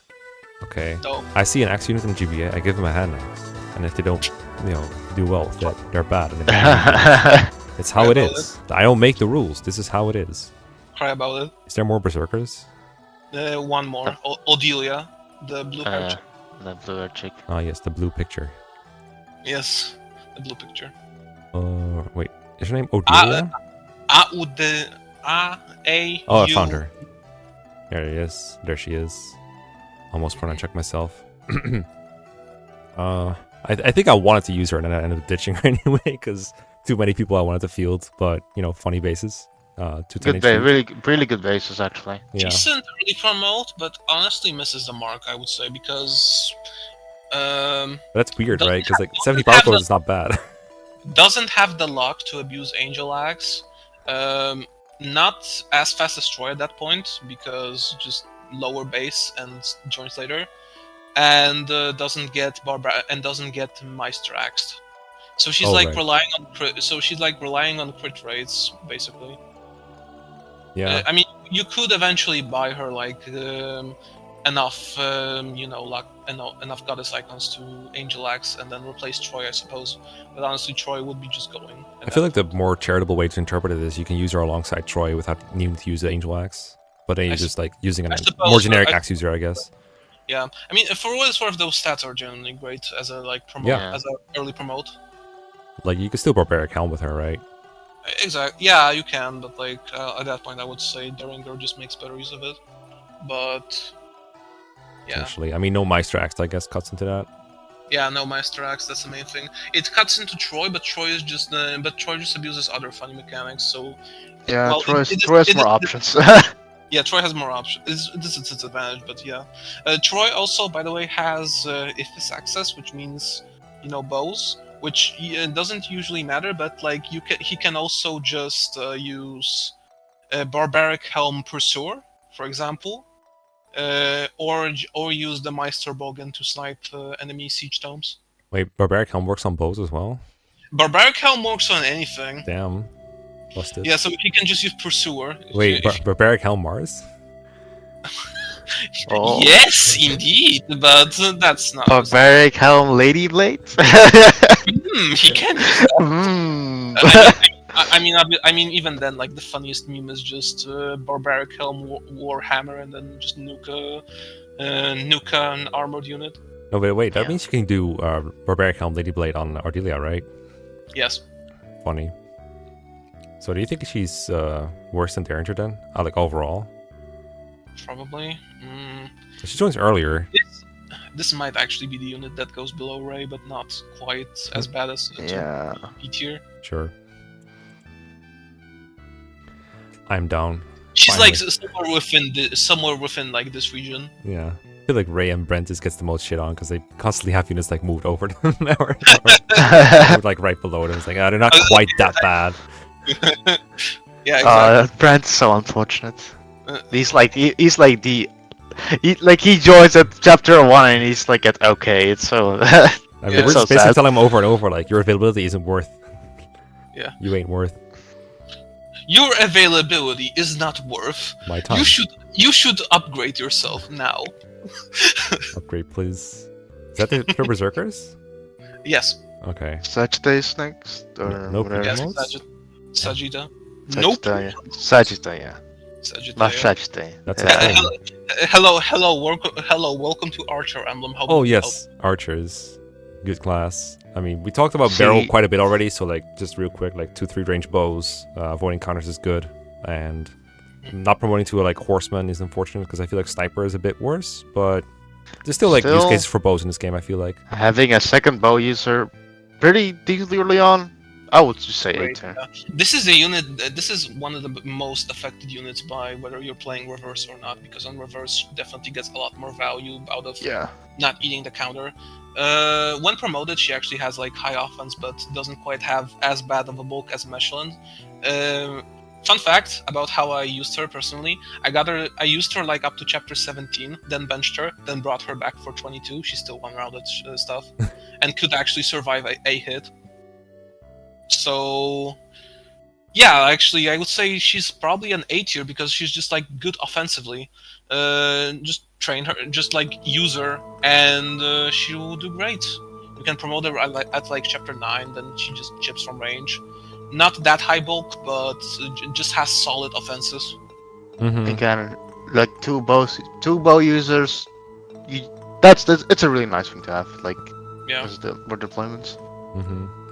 she's still getting buffed in next version, but even as is, like she's still great. I would say definitely A tier. Yeah, I was thinking about where in A tier. I wanna say like between Mitch and Royale. That's exactly what I was thinking. Put her in the middle. Easy. Where is the middle, Red?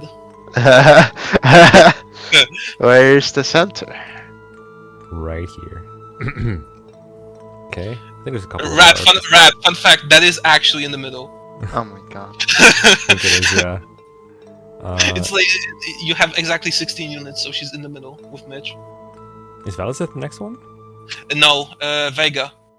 Oh, right. Vega's a sniper. I'm it's getting Hawkeye associations. Vega moments. Big beef. Oh. Manly booba. Berserker with bow. Wait. I looked at his growth for a second, saw 5 powers, like what? Then I look at his base stats screen, he just has It's base. depth. I like how he's a demonstration of the pursuer. That's his brave Yeah. bow, but you also get braved by everything, right? Yeah, exactly. It's also 20 weight. Look at his com. He just doesn't care. His speed is Yeah. so garbo though, I don't think it matters a whole lot how much it weighs. Yeah, exactly. Like he's just so I used him for like 1 or 2 chapters, but he seems like I- he seems decent, just like really slow. Yeah, he's slow.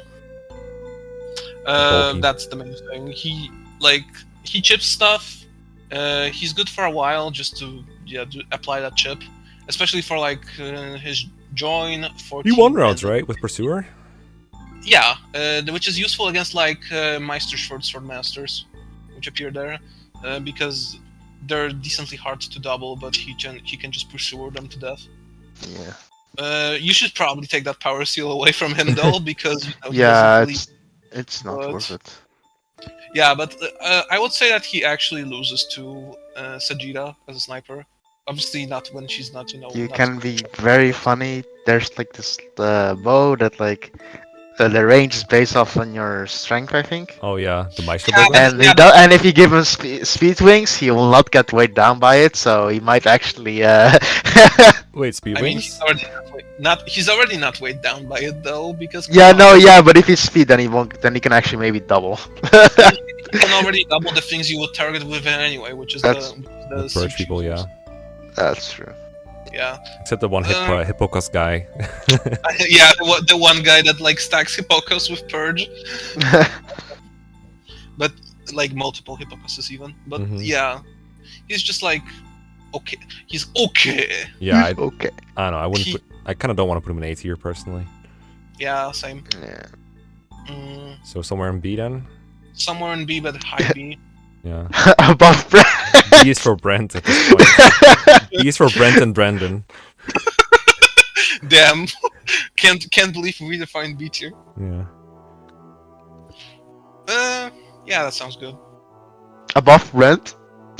Or below Brent. There's no way Brent is worse than this guy, right? Yeah. Right. Yeah, he was Right. He was full, but yeah. Oh wow, we're gonna have to. Oh wait, no, Falsif's next. Yeah, no. Oh wait, yeah. Never mind. There is another. There's One thing about like that. One thing I want to mention before we go away from Vega. Uh-huh. Speed is while energy rings are 10k, speed rings are 25k. So fixing him is not as easy. Yeah, I think you just concede the fact that his speed is bad and work around it. Yeah, basically. All right.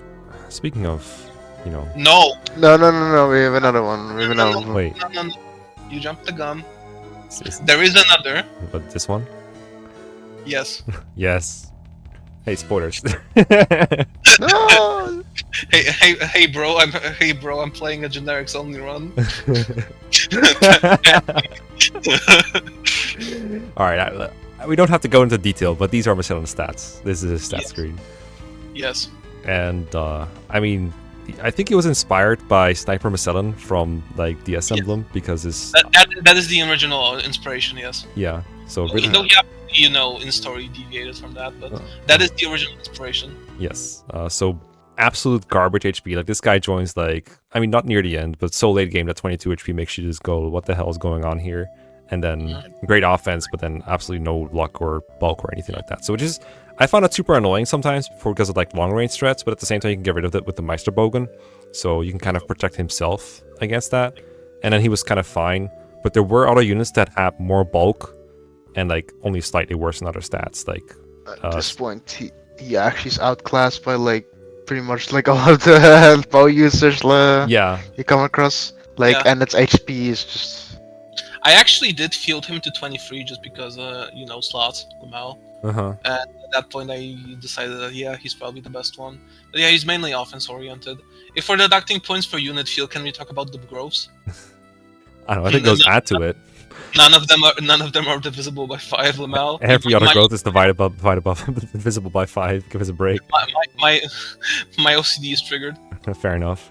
But yeah, again, he's just offense, but not that special. Mm-hmm. Yeah. But yeah.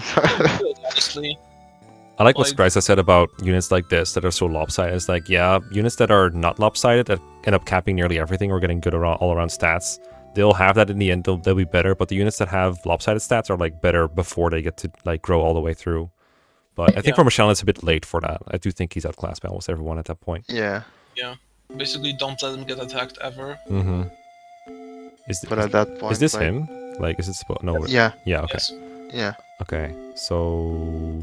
tier, but where exactly? Mm, Isn't he joined like around the same time as he her? joins. The around these two. But is he like? I do think it's worse than her though. Yeah. Is he like? How would you compare it to like Eugene? But like because that's like so weird, such a weird comparison. That's such a weird. Eugene's the Wyvern? Yeah. Yeah. I would say he's worse. I would I know say. he joins later, but he seems really good. Maybe above, maybe between Eugene and Connell. Yeah. Sure. That's a place. I Yeah. think you will field Michelin before you field Connell. Yeah, seems reasonable. I think I feel him more often anyway, so that matches my experiences at least. Okay. Okay. More snipers. 4 Oh. snipers. And then we get still. 6 snipers. Yeah, 6 snipers because True. like yeah, I we mean, don't at least have, we those didn't two have are enough. mutually exclusive. I mean, this one is force deployed. You have to use this one. Yes. But I don't think Yes. you mind because Hawkeye is what 1 to 5 range, 2 to 5 range. 2 to 5 range, 40 weight though, so muscle seal recommended. I mean, who cares? I just one shot stuff with it. He can genuinely care because, like, for example, with muscle seal, he actually doubles like enemy siege domes, which matters for like Dulan, or he can double enemy Iscario. Well, you maybe put the muscle seal on Troy, so I never forget to try that. Yeah, like it swaps around. I would say that when he joins, it's actually probably better to just cut your losses with Angel Axe and just give muscle seal to this guy. Sure. He wants a speedwing, I would say. 26 speed. The cap is 29, so just give him a speedwing. He Yeah. levels up really slowly, but who cares? Well, Hawkeye's I think that's a good reason to give him a speed wing, is he levels up really slowly, so that 50% is never going to proc. exactly. He's Especially since the growth is like 50, so low. yeah. I thought he was insanely good though when you had him, like he massively is. powerful. Yeah. He is definitely A tier. Yeah, I think he's 80s. an NPC in like chapter 6 or something. He just killed Chapter everything. 5 and 6, yes, I and 7 love- actually still, yeah. I love rescuing him and dropping. I love rescuing him and dropping him in front of everything and he just tanks. One of my biggest brain moments was like I baited Burgess in chapter 6 with an unequipped Mayron just so Valisif would shoot him down to 2 HP. So So that's Is he like A Excellent. tier? yes, A tier. Usually. I feel like he's better than most units we've been kind of hanging about. Like, I think like somewhere around here. Honestly, Probably. like that good. Mm, Or do you guys think his availability hurts him too much? Should we put him further down? I would say like the cutoff point is probably Rodal. Yeah, I wanna say he's better than Rodal, because Rodal also doesn't have too much avail. Yeah, I think this is a good place for him. that's, yeah, that looks good. Yeah. Alright. I mean, obviously, Okay, so Oof. Let's go. can we? Is this a time where we use D tier? Yes. I mean, for Bofa, Yes, Bofa potential. Bofa, these nuts. Got him. Got him. Trying to see which one I can find first on my thing. Name a name, please. Herfa. Urfa. Found her. Here she is. I know she's getting a buff already. Yeah. Whoa, another bow user. Like we didn't Yay. have enough already. I think this is the only unit I killed and left dead in my playthrough. Yes. But, you know, I didn't What am I supposed to say? I mean, if you use her, I guess she's a generic sniper. But like at that point, why?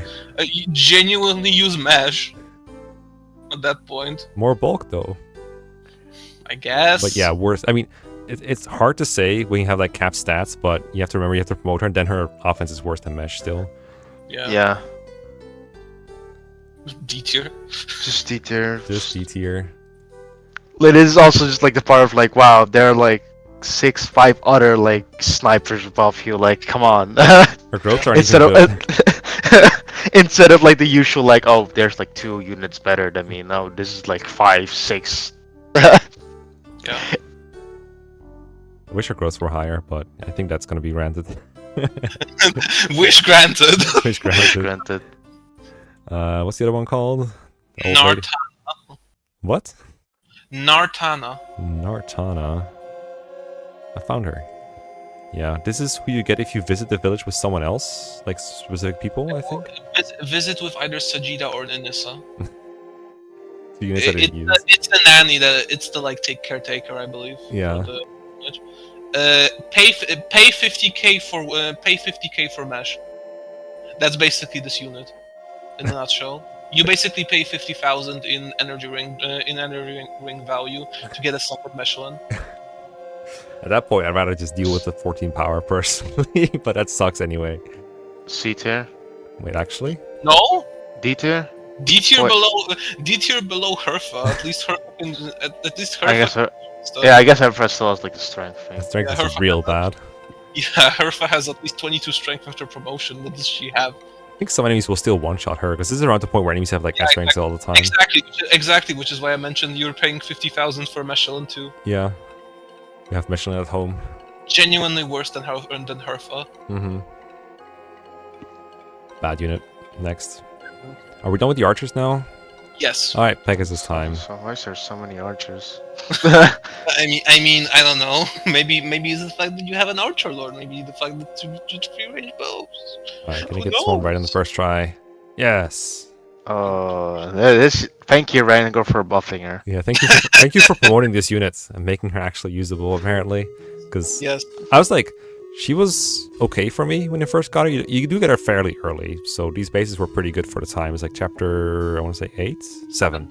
7. Yes. So, like, pretty good, and like 8 move, flying, canter, like, useful, but her combat is definitely lacking in a lot of places, especially when it comes to bulk. But that's just like the Pegasus Knight's whole thing, is you get high mobility, high speed, but low bulk, and kind of low strength, high She res. does only have very high res. Yeah, which that was nice. Like I used her for like a fair amount at least, and then I think I stopped deploying Falcon Knights at one point instead of just replacing her. Same. I actually used her for most of the game because I actually used her as a shield bearer. You what? I gave her a shield bearer. Oh, fair Crap. enough. And that's actually not a bad idea if it lets you actually survive shit. I actually think this is a unit that would have trouble surviving even with shield bearer Yeah, sometimes. exactly. I mean, it's more for like one rounding, like At just that doubling. point, why not just use Karen? But like, yeah, Because she's It's good. a flyer. Karen, Oh, yeah. the other Falcon. Oh, yeah. Because it was before Karam appears, I think. That's why. Are we calling the manager Yeah. now? Yes. Okay. Karen? What? Yes. But yeah, she. Okay, if Souls of the Forest was a democracy, this unit would still be unpromoted with like 18 speed. Fortunately, we here at Souls of the Forest do not believe in democracy. Good. She is actually good now. I would say this is a like lowish A tier because that offense early is pretty good. Yeah. It's still fairly hard part I of mean, the at game. worst, you can still rescue people as a flyer. With 8 moves. Exactly, like rescue, genuinely like decent speed now. Just watch out for like Featherlands because it slows her down, but it is still effective against flyers. Yeah, 8 con is more than Falcon Knights usually have, but I think it still gets weighed down a fair bit because Yeah, lances are gets kind of weight heavy. on a bit because some weapons are heavy. So yeah. Mm-hmm. Yeah, I think like I want to say like around here, honestly, somewhere is the feeling I'm getting. Above Royale. Yeah, I was about to say above Royale. Oh sure. Above Royale, but below Sajida, I would say. Yeah, I'm done with that. That seems fair. I mean, I don't have like full game experience with her, so I don't know how Falcon Knights fall off. I do know they're apparently they're getting a buff, right, where they can just move their full Yes. move again. Yes, yes. Okay, the buff is twofold. The first is that can move full movement after attacking something, and secondly, Featherlands is getting a massive buff. It's now 1 to 2 range and lowers damage received from enemy flyers. And it still reaves the axes. Yes, it still reaves. Okay, that's good. Like this is like an anti-wyvern lance, basically. Basically, I mean, it's already It's already what? production. Discord is fucking you up something bad right now. Yeah, How about now? Yeah, you're good. that's fine. Okay, it's now an anti-wyvern lance, but it doesn't provide any protection against them. Now it will. It's like imagine basically Mage Slayer, but against flyers. Ah, too strong. Nerf, please. Alright. So while we're doing Pegasus Knights, I think we have 2? Karen Yeah. It's this Yeah, one, two. right? 3 because there's also Yeah. Then there's 3 Pegasus Knights? That's unheard of. Oh, damn. What? Hey, pink hair. The trope unit. the trope. The trope. I mean, the stat layout looks very similar to the last one with like worse growth. What- HP and defense. Yeah. Yeah, true. Okay, actually, the that's defense growth is important significantly higher. You're right. But the base is like at that point in the game, it's still not super bulky, right? Yeah, it's like she's gonna have lower power probably and speed, but more bulk. So Also that's the it's probably Constitution. It's Constitution, like more Constitution, lower res. I would say she's honestly the better one. Yeah, I I like agree. Though Nydia obviously gets the early game utility. Mm-hmm. The problem right now is that Falco's still aren't that great, but I don't know. she can just be next to Nadia, to be honest, in the tier list. Yeah. No, because availability is a factor, I would say, but... Oh, yeah, I get what you're saying. Yeah, I do think she's better when they're both around. But I think Yeah, Naida's like around for the Ah. Marcel arc bit is pretty big. Probably around Ray and Odelia, I would say. Sure. Maybe like below them, but still probably... Well, either A or like low B, but or like high B, but whatever. I think. Ace. I think this is fine. Decent at base. Yeah. Ace. I think low A is fine. Okay, yeah. I like that you don't need the Master 2 for her personally. So. But other than that, I don't really care about exactly where she goes. I think the same tier as Naida is justified, just not above her. And then We have Nilda. Oh, right, yeah. Nilda.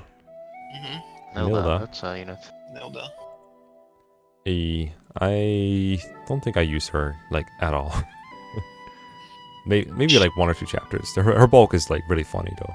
Yeah, her bulk is funny. She's pretty nice for like joint chapter and then 17 because that's also a chapter that benefits flyers and she has high offense. But I don't know, man. Oh, I This did is, use her for offense quite a bit actually. Yeah, she like one rounds things. Yeah, but like the bulk again. Mm-hmm. No, she was It's very like- much limited by that. Like you have to kind of hit something and then counter out of range. I mean, okay, she has Ifis but like, really, are we gonna stack Keshik on this? Kashyyyk is like Bro, more bulk, what are we right? gonna No. do? Yeah, exactly. Because of availability, B, probably. Mm-hmm. But definitely below, has to be below like Eugene. Wilda. Oh, Wilda. Yeah. Well, that's yeah. I would say probably like even below Fredor, because Fredor honestly has more utility. Mm-hmm. Maybe Cinna above her, Sure. and then can be above Eugene of the sheer factor of availability. Will the... Yeah, like 4 chapters, right? Yeah, even though Eugene is genuinely amazing. I Mhm. don't know. Maybe Eugene could go above her because Eugene is genuinely just that good, and Nilda is just not that great. Also, Yeah, I'm not- honestly, also I forgot to check Nilda's pronouns, so correct, and so I may be wrong. I mean, the pronouns say everything, so I don't know That means you can use anything you want. exactly. That means you're good. You don't get checked. Okay. Yes. No. 3 Pegasus Knights. Really? Is it time for units that are good in general? Yes, time for Units? time for a unit that is very good in general. Yay. Brunel. I love him. Hell yeah! I like He doesn't last full game, but when he joins, damn, bro. Hell, he took so many hits. I remember he was like around right for a Fog of War chapter where like you generally get overwhelmed so fast, and then this guy just comes in and just tanks every hit. Generally overwhelmed. Good. Got him. Good one. Also the 6 high move, Lamau. Yeah, the high con means that he can use Featherlands without any AS loss. Yep. As well. Rip Wyverns. And Brave Lance is 1 round KO stuff at that point in the game. Yes. He was so good. But only for a bit. Like, I didn't field him for more than like 3-4 chapters, maybe. I actually field him up until chapter 14. Yeah. Meister Lance really also helps. He just like 1 rounds a lot of stuff with it, and he's still tanky at that point. He is. And shield bearer on him for a while is not the worst idea because he is just so tanky at this point in the game. He just tanks mages with that then? Yes, Nice. he even tanks mages. He has offense with it. Tanks even more physical stuff with it. So yeah. He falls off, I would say, but for the time he's there, and for the time before he falls off, he's genuinely like amazing. Generally? Genuine. Good one, Ranger. I really thought it was generally. Also, I guess it's worth mentioning that generals do have an item, but it comes much later than Brynel probably lasts. What's it called? The speed plate? The swift plate, yes. Swift plate, yeah. Adds your defense to But- your speed? As speed to defense in reverse. Okay. But So it- more tanky. I don't think he will make much use of it. to be Yeah, honest. he joins I mean, after you okay, get it. okay, Well, he okay. joins way before you get it. I mean, even if you ignore the unit, Yeah. there's always Gale. Yeah. It's just like Brunel plus at that point. Mm-hmm. Right. So yeah, I mean, he's still A tier, like no doubt. definitely yeah. But the question is where. Where Where put him among in, these like put 20 him, units put do him, we put put, this guy? put him in the center. No, that's too low. That's If you put him in the center, it looks like you thought about it more. I wanna say between Yuna and Valisif. that's exactly what I was thinking. Like at least above Halsif, yeah. Because Yuna is more general, is a more general, a long-term investment. But Brunel just like carries early and falls off. Yeah, I think that's worth more than the late joiners, and Yeah. that is fair. I mean, I like Valsith a lot, so I'm trying to find excuses to put him over him, but his Veil is rid of shit, so I'm fine with putting Brunel here. Yeah. So Oh, Isaiah? Another one of those units with like a really interesting stat screen. Truly interesting. He There's like joins so with much a nice runback on his silencer. thing. Like, he has like 4 growth that are 100% or more, but then he has like capped speed. Like, what the fuck is this unit? Yeah, I don't know. He's also like probably my last candidate for C tier. Really? Yeah.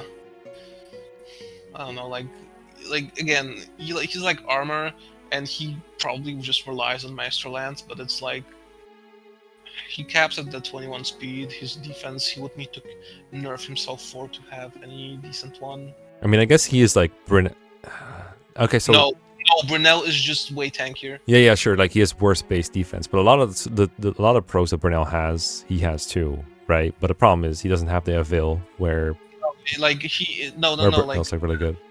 No, Brunel is just okay. First of all, this guy needs a Master Seal, but second of all, Brunel will have higher strength and will have higher defense, like way higher defense and Like, HP. But the growth he says does like 100.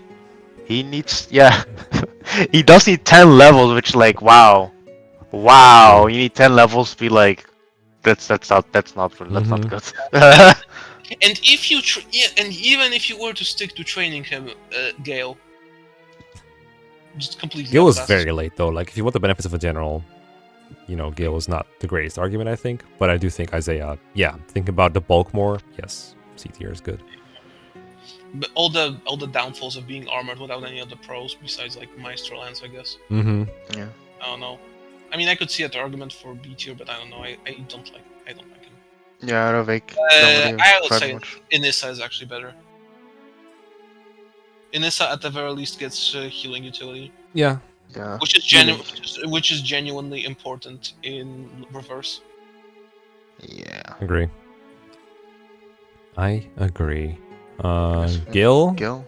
Gale, Late yeah. game good? Gil. I do not comprehend. I wish this unit had Gil Those Force. sure are stats. I don't know. They seem okay. Like they're gonna be capped at least at some point. Yeah. Crystal, basically, again, Crystal and just a really good stat line. Give her Swift Plate instant, 47 defense. I was gonna say like she's not gonna double anything, right? Like ever at that point. But Unless again, Shield Bearer, maybe, but even then, like Lamau. Even then, it's like, Meister Lance. Yeah. Meister Lance is armor only, right? armor and Funny Man only. Yeah, Funny Man only. I mean, Funny Man only is losing all the funny armor things, right? Yes, because we're no. Well, he's keeping Meisterlands, and what we're doing is that Swiftplate is gonna be buffed to be adds lock to both defense and resistance, but is now only usable by generals. I see. Because we want to buff generals, Mm-hmm. but giving that to let's let that under the bush. Tarot would just be too stupid. Mm-hmm. Well, either way, this is what Gil is now. I mean, she seems fine, but I never deployed her, so I don't know. But she doesn't seem that good to me, despite all the pros. I don't know. Even with that, like 47 defense is actually pretty good. Mm-hmm. I would say like lower end of B tier. Yeah, I was gonna say like I don't want to put this unit like super high in B tier because availability and like not a super good class right now. I want to say like below Melanie. So between the three Gotos and Melanie. Oh yeah. Sure. Fine with me. I think I used the Gotos more than Gale, because Gale doesn't even have like free utility, but she does have like some chapters where you can probably afford to deploy her if you really wanted to. I mean, yeah, but again, just like the fact that she tanks. I will not argue this point for forever though. Okay, to keep on theme with armors, let's talk about Tarot. I guess we could talk Tarot? about Alright. Sure. You sound like you could use some exciting discussion about Tarot. Wait! Oh, we're waiting. What? We didn't even talk about all the Falcon Knights. Oh, really? Is there another? Oh, the Mill Falcon Knight. I didn't know his class because I never recruited him. The Caveman. The Caveman? Alright, we'll do the Caveman first. Okay, just throw him in D tier, end of discussion, easy. What is Caveman called again? Rowweller. Found him. Roller. Yeah, What are you doing at this point in the game? Is it 4 caves and then deploy? A free deploy it? crystal. A free crystal. It's not free. No, free gold lands and elixir. That's what he's bringing. You get the crystal anyway if you could just visit the cave. But oh, true. But I mean, in order to get him, you have to visit 4 caves that you want to visit anyway, right? So it's not really an opportunity cost. Well, I think there's slightly more. But yeah, there's not an opportunity cost, but there's also no benefit. Well, I mean, okay, the sell value of the gold lands, I suppose. Nah, but like using him as an actual unit, I mean. No. Yeah. I mean, the stats don't look like super terrible, but A-Lances at that point is pretty bad, I think. A-Lances, Pegasus, not high bulk at all. Not even capped speed or anything. That's why. D tier, definitely below Harfa. Not sure about Nortana, but. Yeah, but the center, just for fun. In the center? Alright. In the center, yes. In the center. In the center. Gotcha. Genuinely, I hate Nortana's stat line, genuinely, so this is honestly fine. Having laughing. I just having not the strength on SotF is just high. Yeah. It's high. Why? Alright. We were at Funny Man. Yes. Yeah, funny man. Funny man. Funny So- man. When I got this unit initially, I was like, well, I'll use him for memes because I don't have like better things to do with my time and deployment slots. And then after some time, I was like, I do actually have the better things to do, so I benched him. And then people just asking, hey, where's Tiro? I was like, yeah, I benched him, he's done. And then I got the Golden Pan, and he got +5 in every stat. And I like promoted him a couple times again, and he became the best unit in the game. And then I gave him Shield Bearer, and he wrecks everything. So he's like I think I read not call him like, you could turn him into a debug unit. It gets through the map for you. Because you can stack so much defense. I didn't even know he can get the armor only items, but that doesn't even matter because even without that, he was just so tanky. It didn't matter. Like, he's so strong. The fact that you can bench him for like 5 maps or 10 maps and he still becomes good enough to use with the Golden Pan is just so insane to me. I love this unit. He's very good. So here's a funny story about how I used this guy on my first run. I didn't know about the pan. I was told about the pan when I was on chapter 17 preps. So I deployed Tarot, level 1 Tarot untrained there, and I fed him to like level 16. All the way in that one chapter, all the way from D rank too. But yeah, this is like the one unit that is just genuinely terrible when he joins. Actually, like terrible. Like he cannot do anything else of it. Yeah, Noir is 2, but Noir is a staffer, so it doesn't hurt as much. But this guy has to go in combat, and he's just like genuinely terrible. Yeah, it's funny because like his join chapter is genuinely like the worst chapter for him to train him on. Yeah, he's way better in that chapter where he just Horse Slayer a bunch of things. Like, he actually nearly KOs things in one hit there. Yeah, exactly. The Isaiah chapter. easily. Yeah, you can just easily feed him there. It's worth still feeding him because before he promotes, he's a tier 1. After he promotes once, he's a tier 2 power class power 5. And then after that, he's tier 2 class power 2, which is slowed down EXP gain. And his lance rank is bad at base, so having him gain some lance rank is nice. Base, but one use will bring him up to C, which means that he can use the feather lance, which he actually doesn't lose any AS from, so that's nice. That's very good. Steel, so he basically like wants javelin, steel lance, feather lance, and horse slayer when applicable. Yeah, I think the big thing for him was like reaching shield bearer rank. Yeah, definitely B rank is like the biggest thing because he can also use the Meister lance, shield bearer definitely. Those are that arm scroll later will go hard actually. Yeah, probably. That will benefit him. Especially if you didn't train him. But yeah, he can also absorb Master Seals to just inflate his stats. Basically, a Master Seal is a crystal for him. Yeah, because like you said, you promote him twice to tier 3 effectively, but then you can infinitely use Master Seals to get like +1 on every stat forever, except move, of course, and con. Yeah, exactly. And then Pan just boosts those anyway. So yeah. 11 movement, Brave Shield Bearer with like 85 defense when stacking. Yeah, and having a unit with actual capable offense at 1 to 3 range is just unbelievably so much better than everything else you've got, because you have all these enemies with like bows that you can like counter. And so like the thing is that he's just not gonna be that amazing early on, but later on he's just like he is actually your best unit when fully invested. By far, for sure. It's a really interesting take on a Donald-esque type of unit in a game where units already have growth like that. To just have something like this is very interesting. It's actually like face off, but the question is, would that still be like S?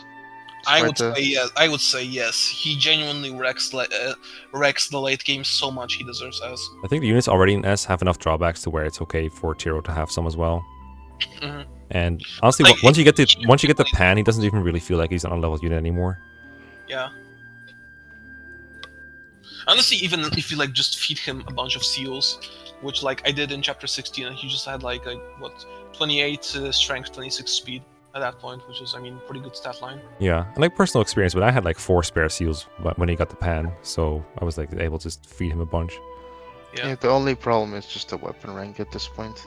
Yeah. Yeah, again, that's trainable when you against stack Swiftblade. Yeah.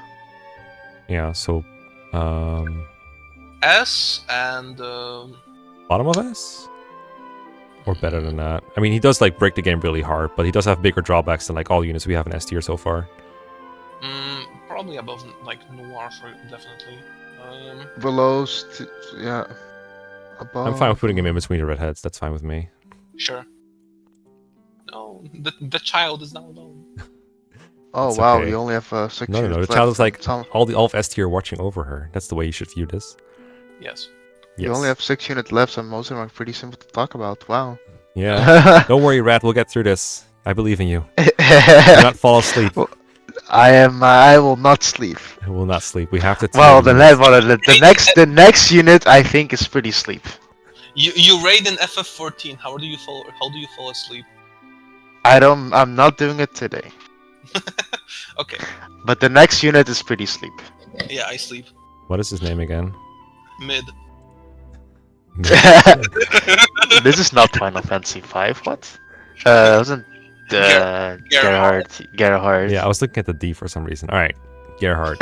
Yeah, I used this when he joined, when I had the deployment slots, and I was like, hey, he's actually not that good. I'm gonna try some other units, and I brought him back from the bench once I got Mars, because he can use that, the 1-2 ranged home that only males can use, and then he got an item that only mercs and heroes can use that makes all your attacks brave, which is super funny. Unfortunately, he was underleveled and understated, but I've been told that even if you do train him, he's gonna have kind of mid stats at the point. They're kind of balanced in a way that looks good on paper, but isn't actually better than the other units you've got. So he felt like he fell off for a lot of units. I think he has potential, but I don't think it's an S tier. I think it's like I think he has a promotion trap. Like it might seem promoting him might seem really good, but you just get like middling results. Exactly. Yeah, you have to train him unpromoted and only then promote to really get anything.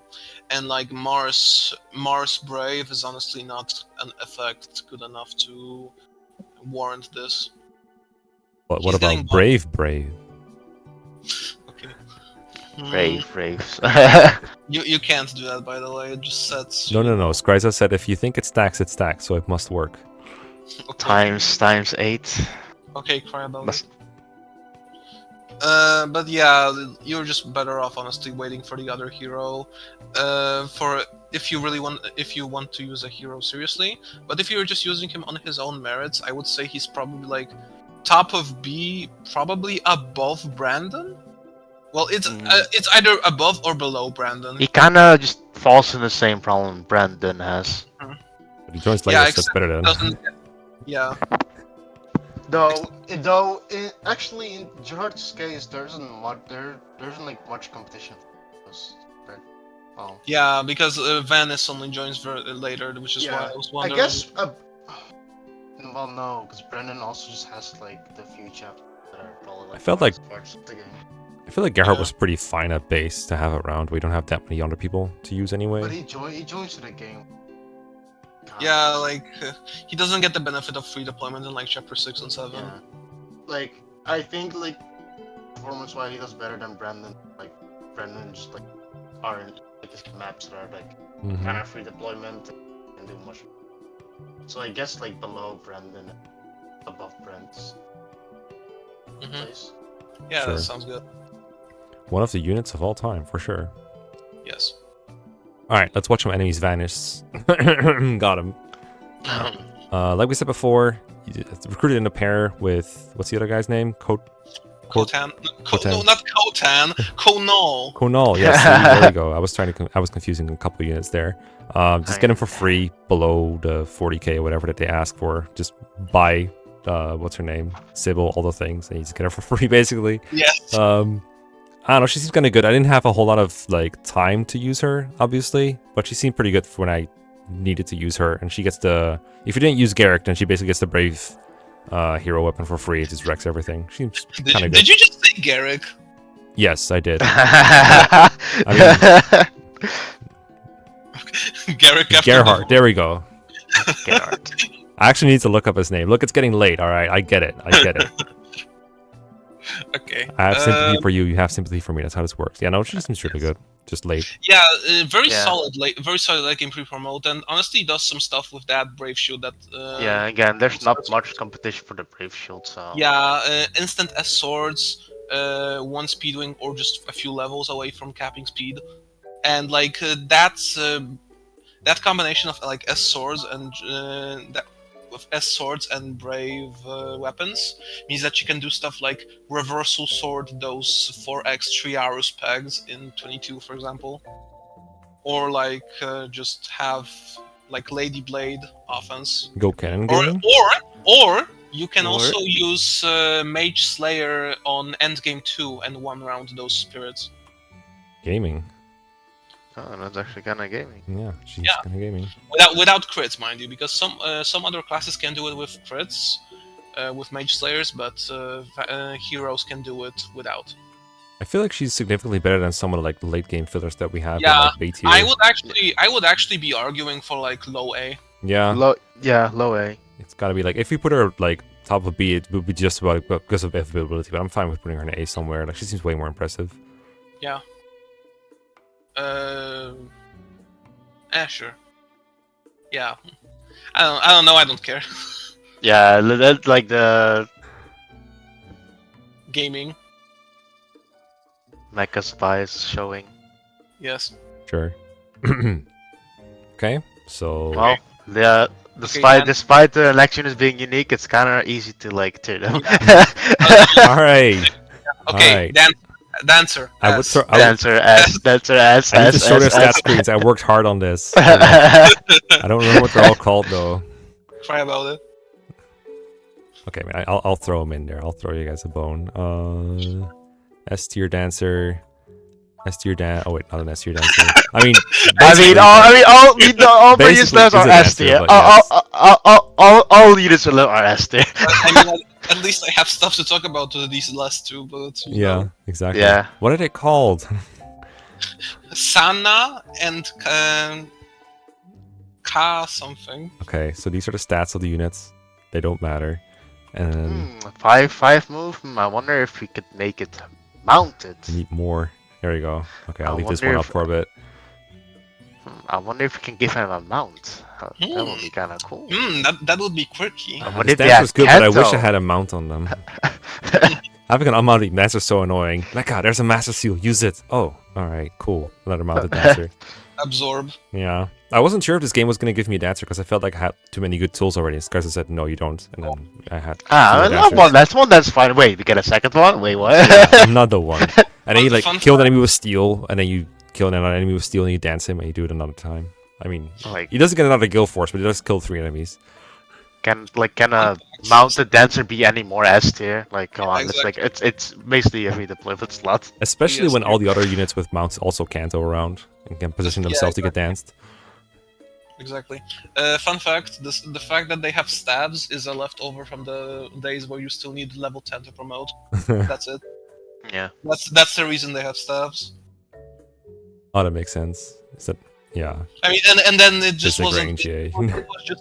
It was just like okay, I gave that to them. Why I take it? think there was like 1 or 2 moments where I actually like.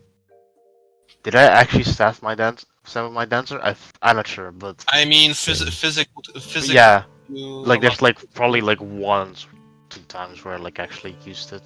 I mean, Yeah. when it's between like either using a physic or dancing for someone having to use elixir, I'd rather use the physic, right? And that's about it. I mean, most of it's supposed like the other unit was far away. Yeah. My good physic user was also far away, so like, yeah. It's just something they can do if they fall behind. But realistically, they should never fall behind. They should always dance your best unit. I mean, the staff access doesn't hurt them. Okay, this No. one's funny. I remember Scraiza saying like, I think we're talking about dancing for a dancer, and the only reason why Scraiza didn't do it is because like it would be really slow. But then I mentioned, but both dancers have Kanto, so like, dancing for a dancer isn't much of an issue because you go pretty fast if like all the dancers can just Kanto into position again. Yeah, you definitely can just skip a couple ways. You don't have to do the dancer train. That Yeah, happens. That's true. Yeah. But I mean, realistically, you just, kill everything twice as fast with the dancer around. It's stupid. It's insane. Exactly. Especially when you have all the things we mentioned, and like you also have long range weapons. You have like silly stabs of yourselves. You have the devil axe. Mhm. So good. Not much to say there. Chroma. I mean, with Chroma, Dancer S tier. yeah. I was gonna say, like, I thought there would be more interesting things to do with this unit because, like, first of all, if you look at the growth, like Lamau. But these only really work when she's doing her base class. It doesn't change her when she actually is transformed into another unit, which is something she does. She does the Zane thing from the Shadow Dragon and New Mystery games where you just copy another unit.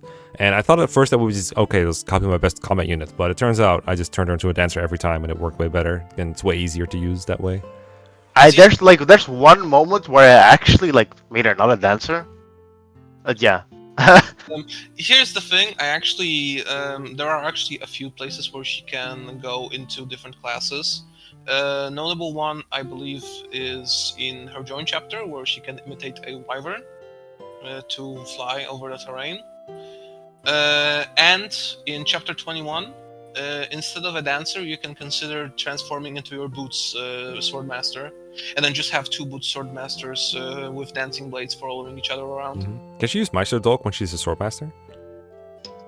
Uh, Because I remember she overrides class things. I am not sure. I just use Meister's Schwert to kill everything anyway. Yeah, because I remember she can use like Remedy when copying a staff user.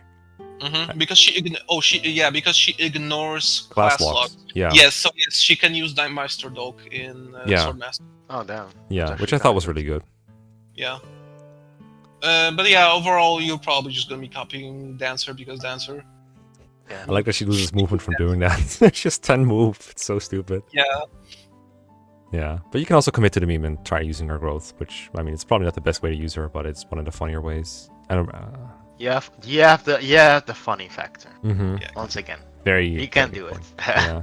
Do you guys think she's worse than the other dancers? I don't even know if the dancers belong in the bottom of S, honestly. I think they're better than that. I don't know how do we rate the dancers, so like whatever. Yeah, Yeah. playing the dances would be like. As for her, I think the one turn she loses from transforming is actually a significant drawback for her. I guess. I don't really care that much. I just thought I'd bring it up for Honestly, the discussion. honestly, at this point, I don't care. Yeah, I know. He just want to get to Sybil. They want to get to bed. I get it. Yeah. All right, we'll leave it like this then. Yeah. I'll grab Sybil. I wonder what her. Okay. Sybil. I know what her Okay. screenshot's gonna look like though. Oh yeah. Wait, is No, it it's here? gonna- gonna, like the show weakest. the basis before you apply any of the boosters, and it's not gonna show any of the effects Yeah. that you get from the items. Yes. Okay, so before we discuss Sybil, we have to discuss the economy of Souls of the Forest. Please tell me Basi- everything about the economy of Souls of the Forest, please, as Okay. elaborate as possible. Okay. So for the ensured survival of the first Galactic Empire, we must purchase Sybil a bunch of stones and flowers. Trust me, this is very important for our Mhm. world. For a more serious note, if you get each flower you give her gives 2 speed, defense, resistance, plus 10 luck, and plus 4 HP. Whereas each stone gives plus 2 power and extra plus 10 in weapon ranks. Oh, and I forgot the flower also gives skill. But her skill is high anyway, so who cares? Yeah. So the way it works is the game gives you a bunch of gold at the start of like a battle preps kind of chapter, and then you can buy those items there. And the more you buy, the more those bonuses you get. Exactly. I actually calculated an optimal drop-off point, which is if you want the maximum performance to cost ratio, I believe it's 7 stones and 4 flowers, because that caps everything in those stats besides speed and 1 point of resistance. And then 7 stones is 17 power and maxed weapon ranks, which is the most important part by far, the maxed weapon ranks. At 17 power and 19 speed, in 7 levels she's gonna on average cap everything, besides HP, which is gonna be 72. And I mean, at that point, just keep gaining it, Lamau. Yeah, and 205 power growth is Lamau. Wow. Yeah. Some people's decree that this unit is broken, this unit breaks Souls the Forest, this unit kills stuff, get back of the line, buddy. I think there the are more units- notable thing about it is how she could actually break some of the large maps with warp. I don't know, there's only 1.